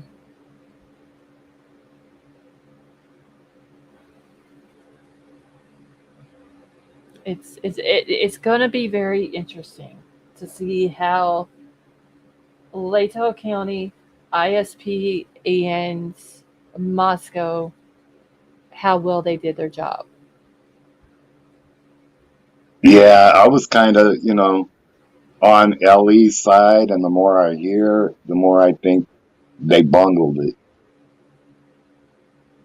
If Yeah. what's coming out is true about, the 9:30 timeline and the Snapchats and everything else, if that's true, it's kind of sad. I mean, and I like if if that is true, why is there no screenshots of it? Like that is all these people that they're claiming that knew about it, but apparently Hunter didn't know about it. Talking about Hunter, Ethan's brother, Maisie didn't know about it. The best friend who came in just a few minutes before the 911 call was made allegedly didn't know about it. Um, so how did everybody else know about it? Where's the screenshots of it? You know what I'm saying? Usually kids, when something like that happens, there's screenshots, thousands of screenshots. That, or it's being withheld right now. From the kids? Well, anybody that have received it, the police are going to say that's evidence, and it's under the umbrella of the gag order. Yeah, but I still would have thought that if that was true, then somebody would have screenshotted it and put it out on social media. You know And what I'm saying? there's going to be records of it if it's true, period. Well, And it yeah, will. but I would have thought that there would have been some type of screenshot or proof, and that shit would have been all over social media within like 12 hours afterwards. You know what I'm saying? And No, I agree. But it was on Snapchat, and that stuff goes away. It doesn't stay there. I don't know. I've never used Snapchat. I don't know how that works, but it still seems like there would have been proof that people knew about it. Now I do know that Kaylee's mom said that I believe it was her niece or her cousin had been told that something had happened at the house. I don't remember the exact time. I want to say 10 o'clock in the morning, 10:30 in the morning, something like that. Uh, but why wasn't if that's the case? Why wasn't 911 called before 11:58 or 11:56 or whatever time that it was called? That's something that needs to be answered. That's what doesn't make sense. That they waited. If all these kids knew about it, why wait? Why did not one person call 911? And it seems like if Hunter and Maisie would have known about it, they would have came to the house at 9 to 9:30, 10 o'clock, whenever this was all going around. It seems like they would have heard it and came to the house, and then whenever they seen that something was wrong with Ethan and the rest of the kids, they would have called 911. So I agree, but we don't know. No, it like there's so much that doesn't make sense. But maybe once it starts, it goes to the prelim and then it goes into the actual trial, then we'll get answers to all of that. We Uh, should get a lot of answers just the prelim because they got to put forth their case for it to go right. forward. Exactly. Yeah, like I They said the don't other have to night. put out all their evidence for the prelim. They just got to put out enough for the case to go forward. Right. Like I said the other night, like they had to do just enough in the PCA to get an arrest warrant. Well, now this is the next step up. You got to put out just enough evidence to get it to a trial. And then the next thing is the trial. You got to put out the evidence to prove he's guilty and get a conviction. Let's see. Let's see. Question is, what were they hiding? That that's like the $1 million question, Izzy. Like, what is why? Which ties into what, like, were they hiding something? What was going on in that house for all those hours before 911 was called? I know what my speculation is, but again, it's just my speculation. A cleanup and hiding or removing illicit substances. Substance. Oh, I can't talk right. Yeah, I've heard that. I've heard that maybe Dylan went to sleep. Well, Uh, I'm still stuck on the single invisible footprint. If that's so, it's only one footprint that you can't see. That tells me somebody cleaned up. well, I mean, like I said the other night, why was it only in front of Dylan's bedroom door? Just and then they put that in the PCA. It's like they like that foot. And don't get me wrong, I know you can step in blood or any liquid with just one foot and the other foot not step in it. But it's like the way they're putting it, it's only that one footprint. But that one foot had to step before and after that bloody footprint. So wouldn't it have made more sense to put it in the PCA that there was footprints leading out to the back door, like footprints, going the way that Dylan claims that she saw this guy walking and then going into the kitchen out the back door? It seems like if there was more footprints, then they would have. You see what I'm saying? It would have added to the PCA instead of just one footprint. Let's see. The concealment of the info of the crime that morning should be adequate to conspiracy to interfere with the police investigation for everyone and everybody. Well, I mean, if they have a camera and it shows that all these kids were at that house before, like hours before the 911 call, that those kids should be in trouble as well. Well, my mind working as a defense attorney, I would want all the camera footage of that morning from all the surrounding places close to the house to see when those kids arrived. Right. And whoever this person is claiming that they had the camera in the backyard. I would want to know who that person is, if in fact it is true that there was a camera in the backyard, and if it was, I would want the footage of it. Because they're claiming they caught a female running away from the house at 2 o'clock in the morning.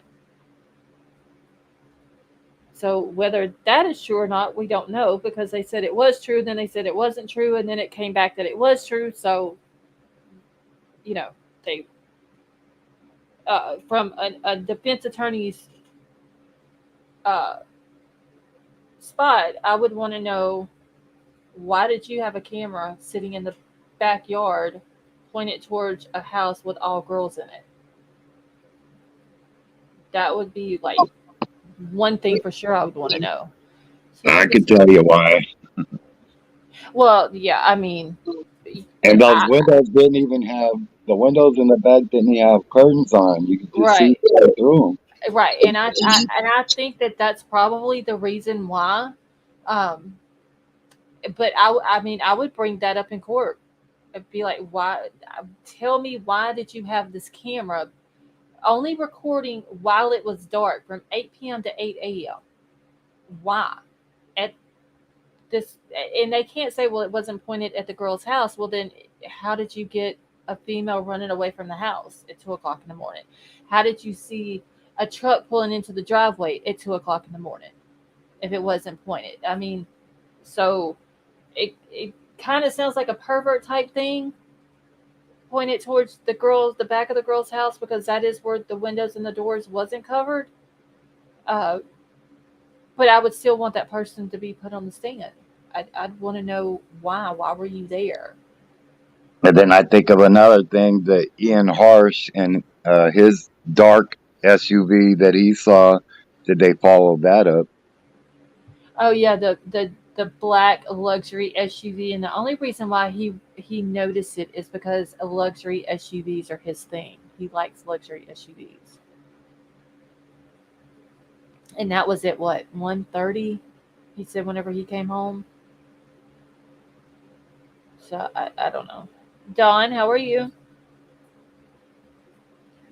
It's just there's so many things, and like the creepy neighbor dude, and the stuff that he said about that it was eerily quiet that night, um, when usually it was they were partying over there, and just so happened that on this, like he points out the quietness of the night, and then he points out that the usual 15 to 20 people wasn't in the backyard the next day. Well, dude, that you literally just ratted yourself out. Then you watch who goes in these people's backyard.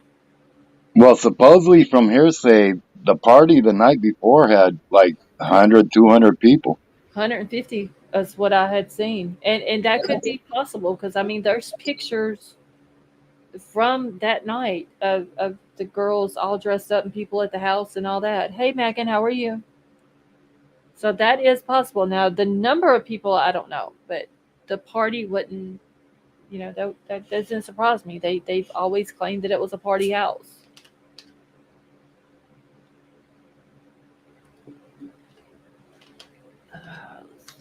Kenny, how are you? Let's see. A moving footprint would be different from a standing print, and they're claiming, Kenny, that footprint was going in front of Dylan's room, or in front of her door. I'm sorry, going from like the living room by her room into the kitchen, like it's going out the back door. But still, there would have had to have been other footprints of that foot. Yes, going down the stairs and towards the door, Right. Well, I mean, if it was leaving Xana's or room, leaving Xana's area. Yeah. I mean, that and that foot, let's just say it stepped in blood in, let's say, Xana's room. Well, then that footprint has just from that foot has got to be down the hallway, going through the living room, going through the little area where Dylan's room is, going through the kitchen and out the back door, and possibly even on the back patio where the concrete is. Like it had to have been that one footprint had to have been somewhere else in that house besides just right in front of Dylan's door. Charnel, how are you? Hi, Charnel. Long time no see. Janie, hey, how are you? And if I'm missing people coming in, y'all, I do apologize. I'm trying. Bullets, how are you? I'm trying to make sure I don't miss anybody. Let's see. All the blood, yes, just from the third floor. I mean, I don't see how there wasn't bloody footprints coming down the stairs from the third floor down to the second floor, but just all of it in Xana's room. Because if y'all think about it, Xana's room wasn't that big of a room, and neither was Maddie's room. I just don't see how this person didn't track blood throughout the house. Honestly. See, any good Mother's Day gifts? Tad, my computer. All of my kids in Troll all went in together and got it for me, but I got it like a couple of days early.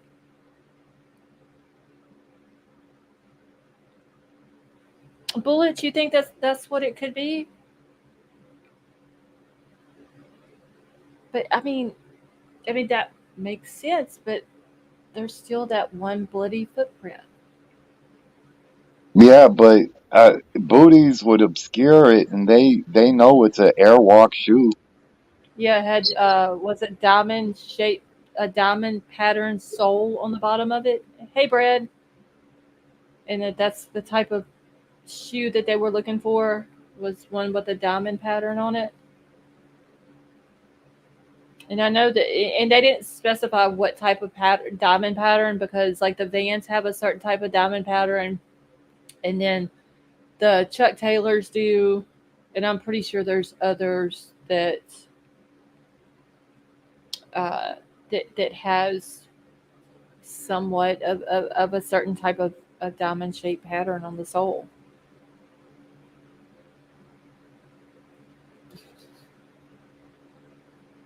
See, I think he wore disposable booties, took them off when he thought that he was clear, and then ran into kids downstairs and went down again. Bullets, that's a good theory. It's a possibility. I mean, like I said, anything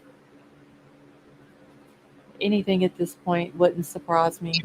So Really. what do you do then? Carry the booties in his hand in one hand and carry the knife in the other hand? Wouldn't have Dylan saw booties in his hand? I Unless he's just stuffed them in his pocket. I mean, they're basically like paper thin. no, I know what they are. I've worn them. Just stick them, like ball them up and stick them in his pocket. And but I don't know. For whatever reason, the one shoe print is irritating me. I've And cried about it from the jump. King Scarlet says, I feel like it's a big clue, the shoe print. It's like, unless they just put just that one shoe print in the PCA to show that he walked by Dylan's door and to prove that she saw him when he walked by it.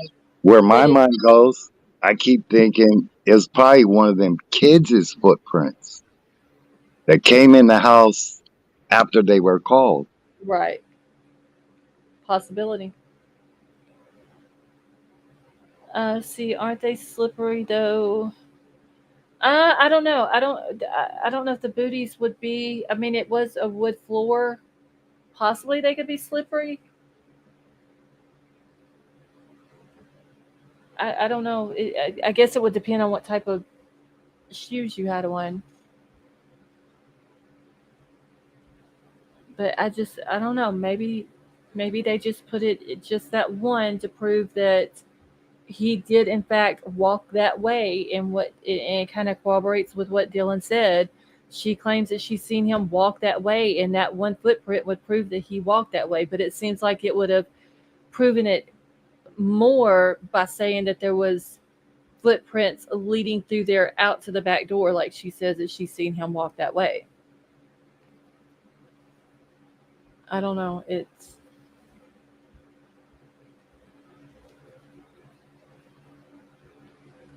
This whole thing is just, there's so many questions and not enough answers.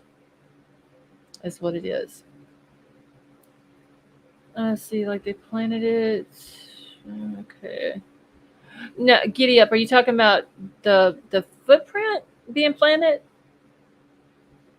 I don't think the footprint was planted. I just think that there would have to be, if it come from Bryan, there has to be more than one bloody footprint. Well, There's from what I understand, I think remember the second time when those guys went in, the cowboy guys. I think hmm that's when they found the footprint by using the that black amino black and the aluminum. It But were wasn't they in visible. there? Were they even in there that long to do that though? Because remember, they didn't. When Bryan Inton got them on camera that night going in there, they wasn't in there that long. They was in there what, maybe 10 minutes. Well, I don't know how long it takes to them to just spray a bunch of stuff around and then do the luminol and see if they can find it. You know where all the blood is. Yeah, I don't know. I just But know that, there was something super up with those dudes there too, though. I also wonder if like the roommates' rooms were searched and checked and all that other stuff. I don't know. I would think, huh? Like whenever they went in and searched the house, because didn't they go in and get something? At one time, they went in and got something out of one of the bedroom, bottom first floor bedrooms, and came out with some bags or something. I thought they brought beds out and the whole 9 yards. Well, no, this was before that. Somebody, I don't remember if it was Bryan that was out there, or the what is her name? The Lou woman that when Bryan wasn't there, she was there for News Nation. It seems like one of them two was there out in front of the house, and some of the detectives went into the house, and they never cut any lights on upstairs. They only went to one of the bedrooms on the first floor, and then they came out with some bags, like uh, unless they went upstairs and didn't cut any lights on, but there was just the one bedroom light that came on downstairs, and they came out with some paper bags or something, like they went in there to get something. Did he have only one shoe on? No, I think there was he had both shoes on. I'm just thinking that it's a possibility that he probably stepped in blood with just the one foot, and he tracked blood through the house, and possibly, and I still just don't see how he didn't get blood on the bottom of his shoes from Maddie and Kaylee's room, but Well, not even that. From Xana and Ethan, supposedly, from what everybody's saying is he fought with both of them. I mean, right, Xana right, actually had, defensive wounds on her hands. yeah. So I would assume he would track blood from that room all the way out. U.S. Marine Corps issue boots have diamond pattern keyboard knife mark U.S. Marine Corps. Hmm. I'd have to look that up and see what their soles look like.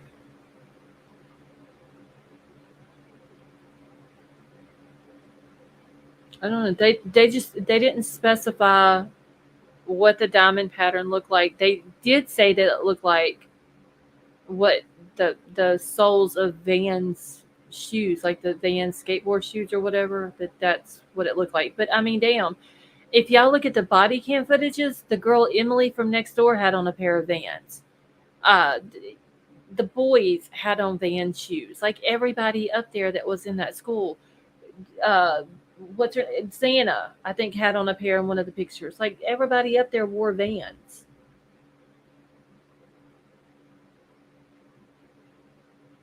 So it's how do you determine which person in which Van shoes unless you actually find the shoes and test them for the blood?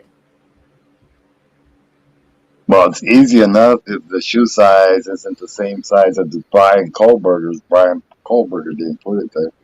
Right, and but look at it like this: how many guys in that area probably wear the same size shoe as Brian Kohberger? Like if you would align 100 guys up, how many guys out of those 100 would more than likely wear the same size shoe that he does? Probably 30 at least. That'd have to do another thing. What's the average shoe size Mm, nationwide? I don't know. Hold on. Let me Google it because I know last time whenever you try to Google that, it kicks you out. But let's see.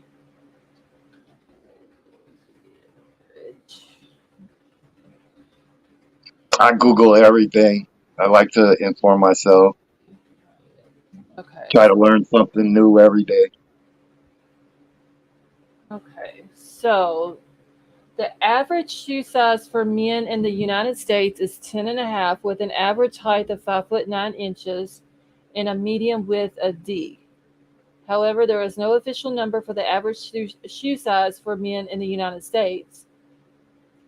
Okay, then why are you saying that the average shoe size for men is 10 and a half? Okay, so foot size change depending on height. So even if two people are the same height, the shoe size can be different. Men who are taller than 6 foot 2 inches usually wear a size 11 to 12. Shorter men usually wear an 8 to 9 shoe size. And Brian is, how tall was he? Do y'all remember off of his license? Like 6 foot something, wasn't it?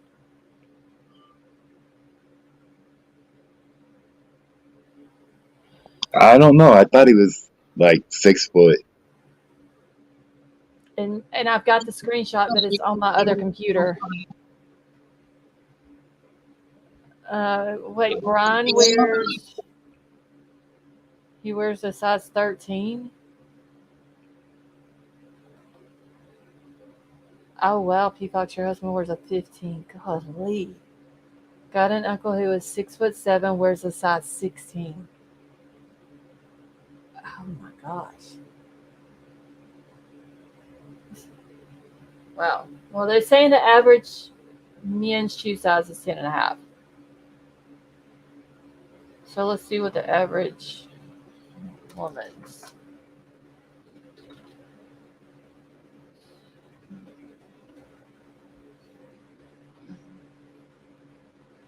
Okay, so Well, the knife thing, we'll find out if only one weapon was used, only one knife was used, because they'll be able to match it to all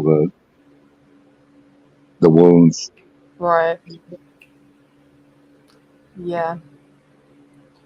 Okay. Y'all, the average shoe size for women in the U.S. goes by years. In the 60s, the average was 6.5.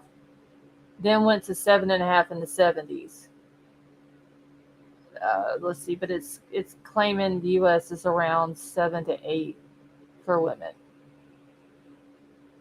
So I guess it like they would just have to, you know, look at everybody who wore Vans shoes in that shoe size. I mean, it could be a female who was walking through the house and tracked blood, not realizing it, or it could have been one of the guys that was in the house, tracked blood, didn't realize it, or whatever.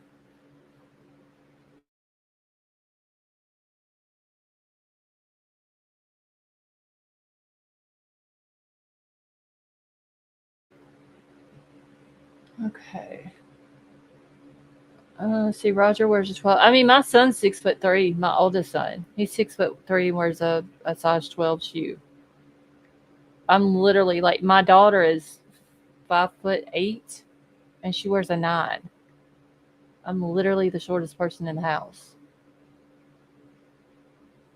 I used to be 6'2". Military pounded an inch out of me. Then I messed up my back. I might be shorter now. I don't know. Yeah, I mean, they say that the older you get, you shrink a little bit.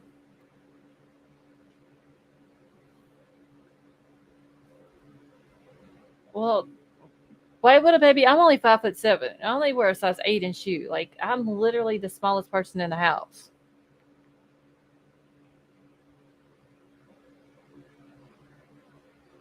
I'm over here looking like little baby's like Snooky. She's like tiny.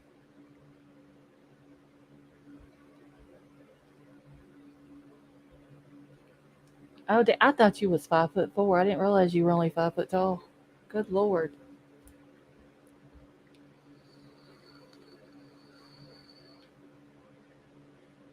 My oldest is 6'3". My youngest son is 5'8". My daughter's 5'8", and then I'm 5'7".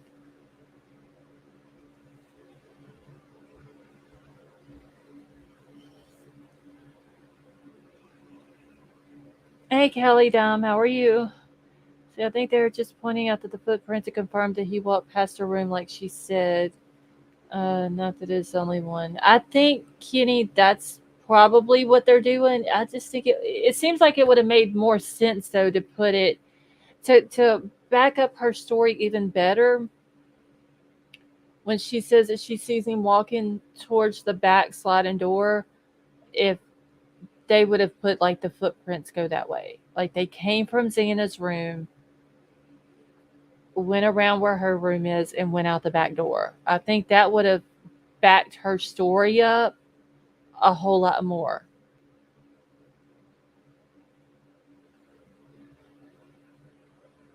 Wasn't William who, Elliot? Size is 15, 16. Do shoes come? Rosie, probably have to get shoes that size, like especially ordered. Callie, yeah, I'm doing good, thank you. See, I think 5'7" is perfect, not tall or short. I'm literally no king scarlet like everybody. I'm the shortest person in my house. My family wise, everybody in my family, my mama and daddy are both over 6 foot tall. Both of my grandfathers were over 6 foot tall. My uncles are over 6 foot tall. Me, my two grandmothers, and my two aunts are literally the shortest people in the family. Everybody else is over 6 foot. Like my Oh, mom and is a damn giant, y'all. I looked up like how many serial killers have been killed while incarcerated by other inmates, and it was like Uh-huh. 6 or 7 of them. Oh wow. So how many did it tell how many total were incarcerated? It didn't give me a number; it just gave me all these different names, and then it was like a big story on each one, how they were killed, when they were killed. Oh, okay. So is that like all of the US or just in Yeah, Idaho? that's just U.S. from Oh, like the okay. 70s up. Oh, okay. Hmm. That is interesting. I mean, I would have thought, I mean, only six. There's probably a good many SKs probably locked up. But if it's just six that's been killed while in prison, that's not really a whole lot. I would have thought that it would have been more than that. Uh,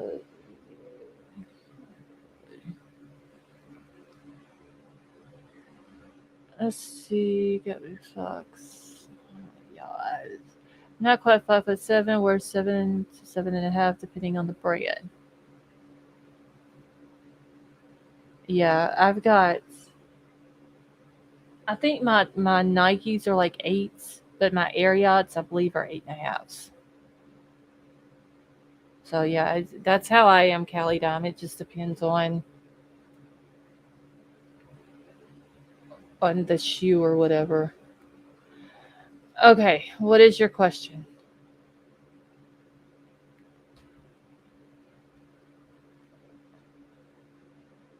Let's see. It's known if you fall that you're buying land. It's a Spanish joke. Like, Elliot. It's Snooky Melissa. Melissa who? Snooky is Snooky. Snooky is uh damn, what is Snooky's name? White Widow baby? Y'all, I done forgot Snooky's name. Nicole. There's not a Melissa on Jersey Shore. There's a Jenny, and then there's a Angelina, and then there's a Diener, and then there's that's it. Hey, Wonder, how are you? There's just and then Sammy, if she came back. Let's see, watch the TNA for her the recommendation. Did you like it? What Crime Crazy? Lauren, yes, I forgot that's Mike's wife.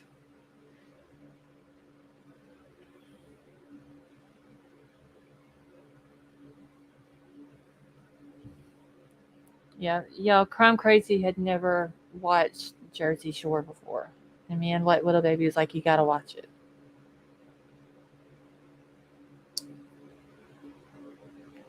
And then we got there was it Ron, Polly, Vinny, Mike. I think that's all the dudes. What about Snooky the book writer? I feel special. I don't know any of these names. I don't watch TV. You've never watched Jersey Shore? Not one time. Oh well, it is a I fantastic. never watched the Kardashians. Not one time. I used to watch them too, but then it got where it wasn't that good later on.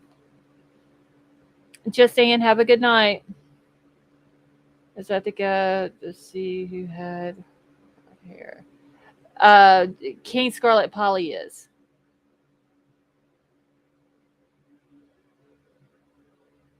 He always blow dries his hair straight up, and it's like hard as a brick.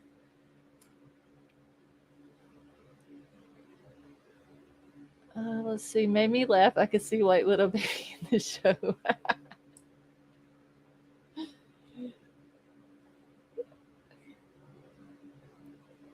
See. Snooky Jersey Shore is a book writer also. Is she really? Is he? I didn't know that. I know that each one of them has done like their own different things or whatever, but I didn't know she was. I didn't know she wrote books.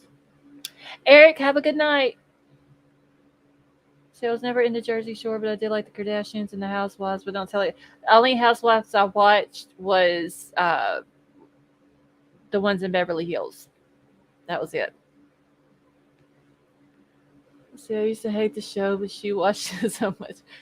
Yeah, Troll watched it with me, y'all. I got to catch up on the vacation ones. I haven't got to see like the last. I think I've watched the first 4 seasons of the vacation one. I haven't got to watching the rest of them. I hadn't watched Kardashians in forever. Mob Wives was good too. And then I yeah, just binge watch stuff when I go see my brother, like on Netflix. Just watch, the whole series. I think that's how I watched, like Breaking Bad, the whole series.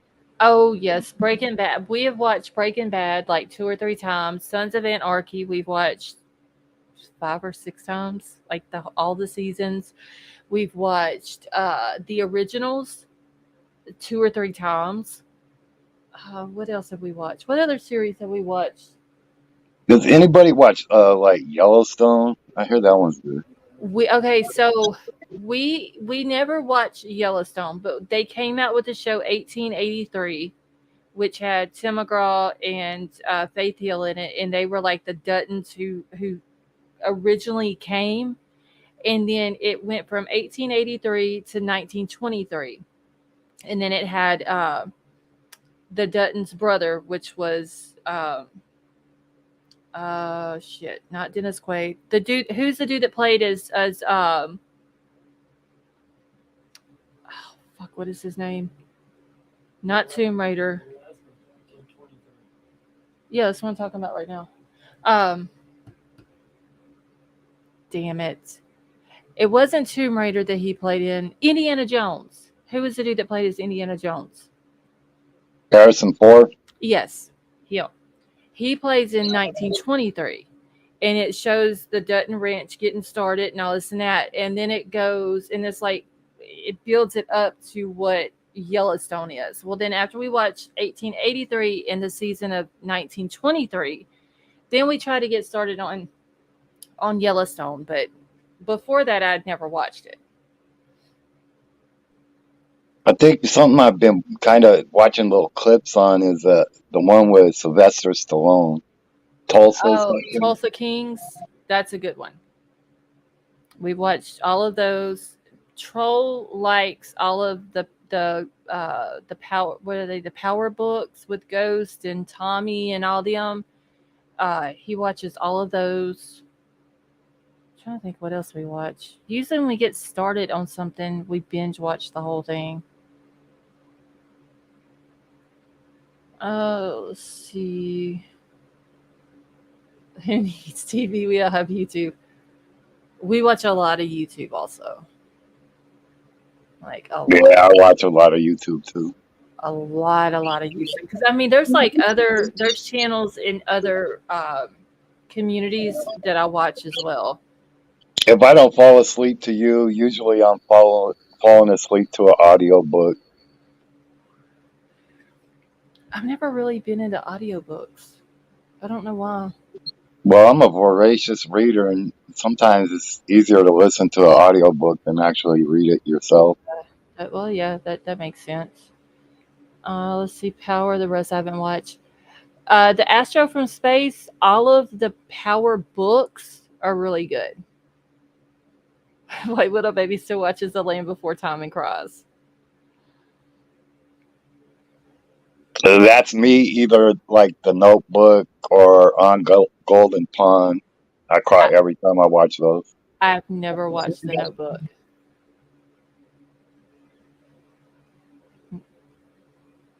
I'm not into to cryy type. And yes, real men cry. I've never been into movies like that. I would much rather a military movie. I've probably watched every military movie that is on the TV. Every one of them. And there's actually one that's got Jake Gyllenhaal coming out. What is the name of it? I can't remember the name of it. That thing is like $20 right now to rent. I'm waiting until the price goes down a little bit, and then I'm gonna rent it. Still Magnolias, awesome, awesome movie. Every time I see Still Magnolias on TV, I watch it. Uh, if I see Forrest Gump, I watch it. Troll gets irritated because I watch Forrest Gump every time I see it on the TV. Did that one have like Keanu Reeves as like a race car driver in it or something? Who? The Still Magnolias. Oh no, Still Magnolias has got Sally Field, Julia Roberts, Shirley MacLaine. Oh, the dude played in Top Gun. Shit, I can't remember his name. Skeet something. Can't remember what his name is. Ulrich. Yes, him. Who else was it? Daryl Hannah plays in it, and it's basically it's a southern town. I mean, the movie was made in a town not far from where I grew up at, and it's basically about four women who were best friends. Dolly Parton plays in it, and it's just about women who grew up and they were best friends, and they go through this whole life together. And Julia Roberts, she gets really sick and she ends up dying, and they're kind of all there, for each other and for Julia Roberts' mom and all Oh that. no, I know I've had to seen it. It's just I can't remember. I'm just picturing a movie, if it is similar to that had like Keanu Reeves as like a boyfriend or husband of the lady's daughter, and it's the same one. I can't remember that lady's name. I Oh want to no, he say she didn't. was the teacher in Teen Wolf. Yeah, he didn't play in Steel Magnolia. Let's see, Olympia Dukakis. Yes, she's the one. What was her name in the Steel Magnolia movie? Trudy was Dolly Parton. Weezer was Shirley MacLaine. Okay, Shelby it was was Parenthood, the TV, the show I'm thinking of. Steel Magnolias is an awesome, awesome movie. Like I said, it was made in a town that I grew up in about 20 minutes from that town.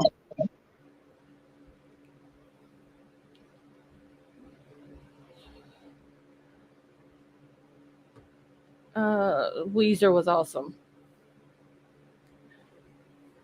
Let's see, Blacklist is the only weekly series we watch. I've never seen Blacklist. I don't guess.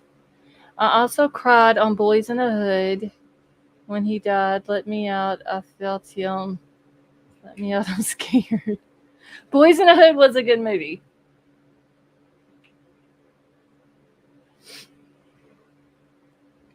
All right, y'all. I'm fixing to have to end it.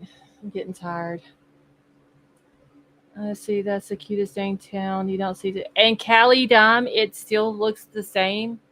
The only difference is with Steel Magnolias, what it looked like back then, the town, and what it looks like now is where they had the Christmas festival. Like they still have that Christmas festival every year. It's huge every year, big fireworks, all the Christmas lights. But they've changed the way the riverbank looks where the Christmas festival's at. But everything else is the same. And like the first part of it where what was her name? Nail, was that her name? She was walking down the street, and like all those houses are still there. The Still Magnolia house is now a bed and breakfast. Like all of that's the same. Dolly Parton's the house that she was in a year after the movie. That I actually did a live on a case where a girl from that neighborhood was selling candy for her school, and the guy that lived in the house that Dolly Parton had lived in the movie, he had actually kidnapped her and murdered her in that house, and they never found her body. Clary, thank you. Crime Crazy. Yep, that was our first case. They never found her body. They did find her bicycle in the lake across town, but they never found her body. And that was the first case that I talked about on this channel. Hey, but there's a lot of beautiful small towns in California. Mm-hmm. Not exactly like that, but we have the Delta out here in the Bay Area, and that place. There's a lot of little places out there that are beautiful. Right. Yeah, Natchitoches, which is where Steel Magnolias was filmed at. It's starting to get, because they're building. It's like a cramped, a little, I guess, miniature city, but they're building so much stuff in it that the town is starting to get congested, and the traffic is horrible. It's a downtown is the riverbank and all that, and Front Street's got like the brick street and the old buildings and very pretty. It's just I hate going there. Let's see, the Astro from Space, you're very welcome, and I hope you have a wonderful night. I'm about to get out of here too. I've got to go eat something and try to go to bed. Try to get some sleep. I'm about dead. Okay, let's see. There's some cute areas, but that town has a southern small town country feel. I have to get some pictures next time me and Troll go down there. And go down on the riverbank, get some pictures, or maybe get some pictures at the Christmas lights this year. And show them to y'all. Pretty much looks the same as what it did in the movie, just the riverbank has now changed. All right, y'all. I'm about to get out of here. Ray, thank you so much for coming up and hanging out with me on the panel. Thank you for having me. Oh, no problem. It's always a blast when you come up. Oh, I didn't catch no fish yesterday. My friend's girlfriend caught one little white or like a striped bass. Oh, well, that sucks. But at least you got to go and have fun now. Oh yeah. So that's always a plus. Lady V, have a good night. Yes. Good night, all. Love you. All right. Have a good night. Y'all don't forget to please keep Big Al in your prayers, because he's got that procedure that he's having done tomorrow. Izzy, have a good night, honey. Sleuthy, I am. She did say that she would come up tomorrow night. So she said 10:30 works for her. So that's what we're gonna do. You look like some cartoon troll. So we'll do it at 10:30 instead of 10:45, and we will deep dive into these court documents, because I know she is just like wanting to talk about them and all that. So, P Fox, have a good night. So I love you all. Thank you all so much for coming and hanging out with me. I hope y'all have a wonderful night, day, morning, wherever y'all are. And Papa Rogers. and I will see y'all tomorrow night.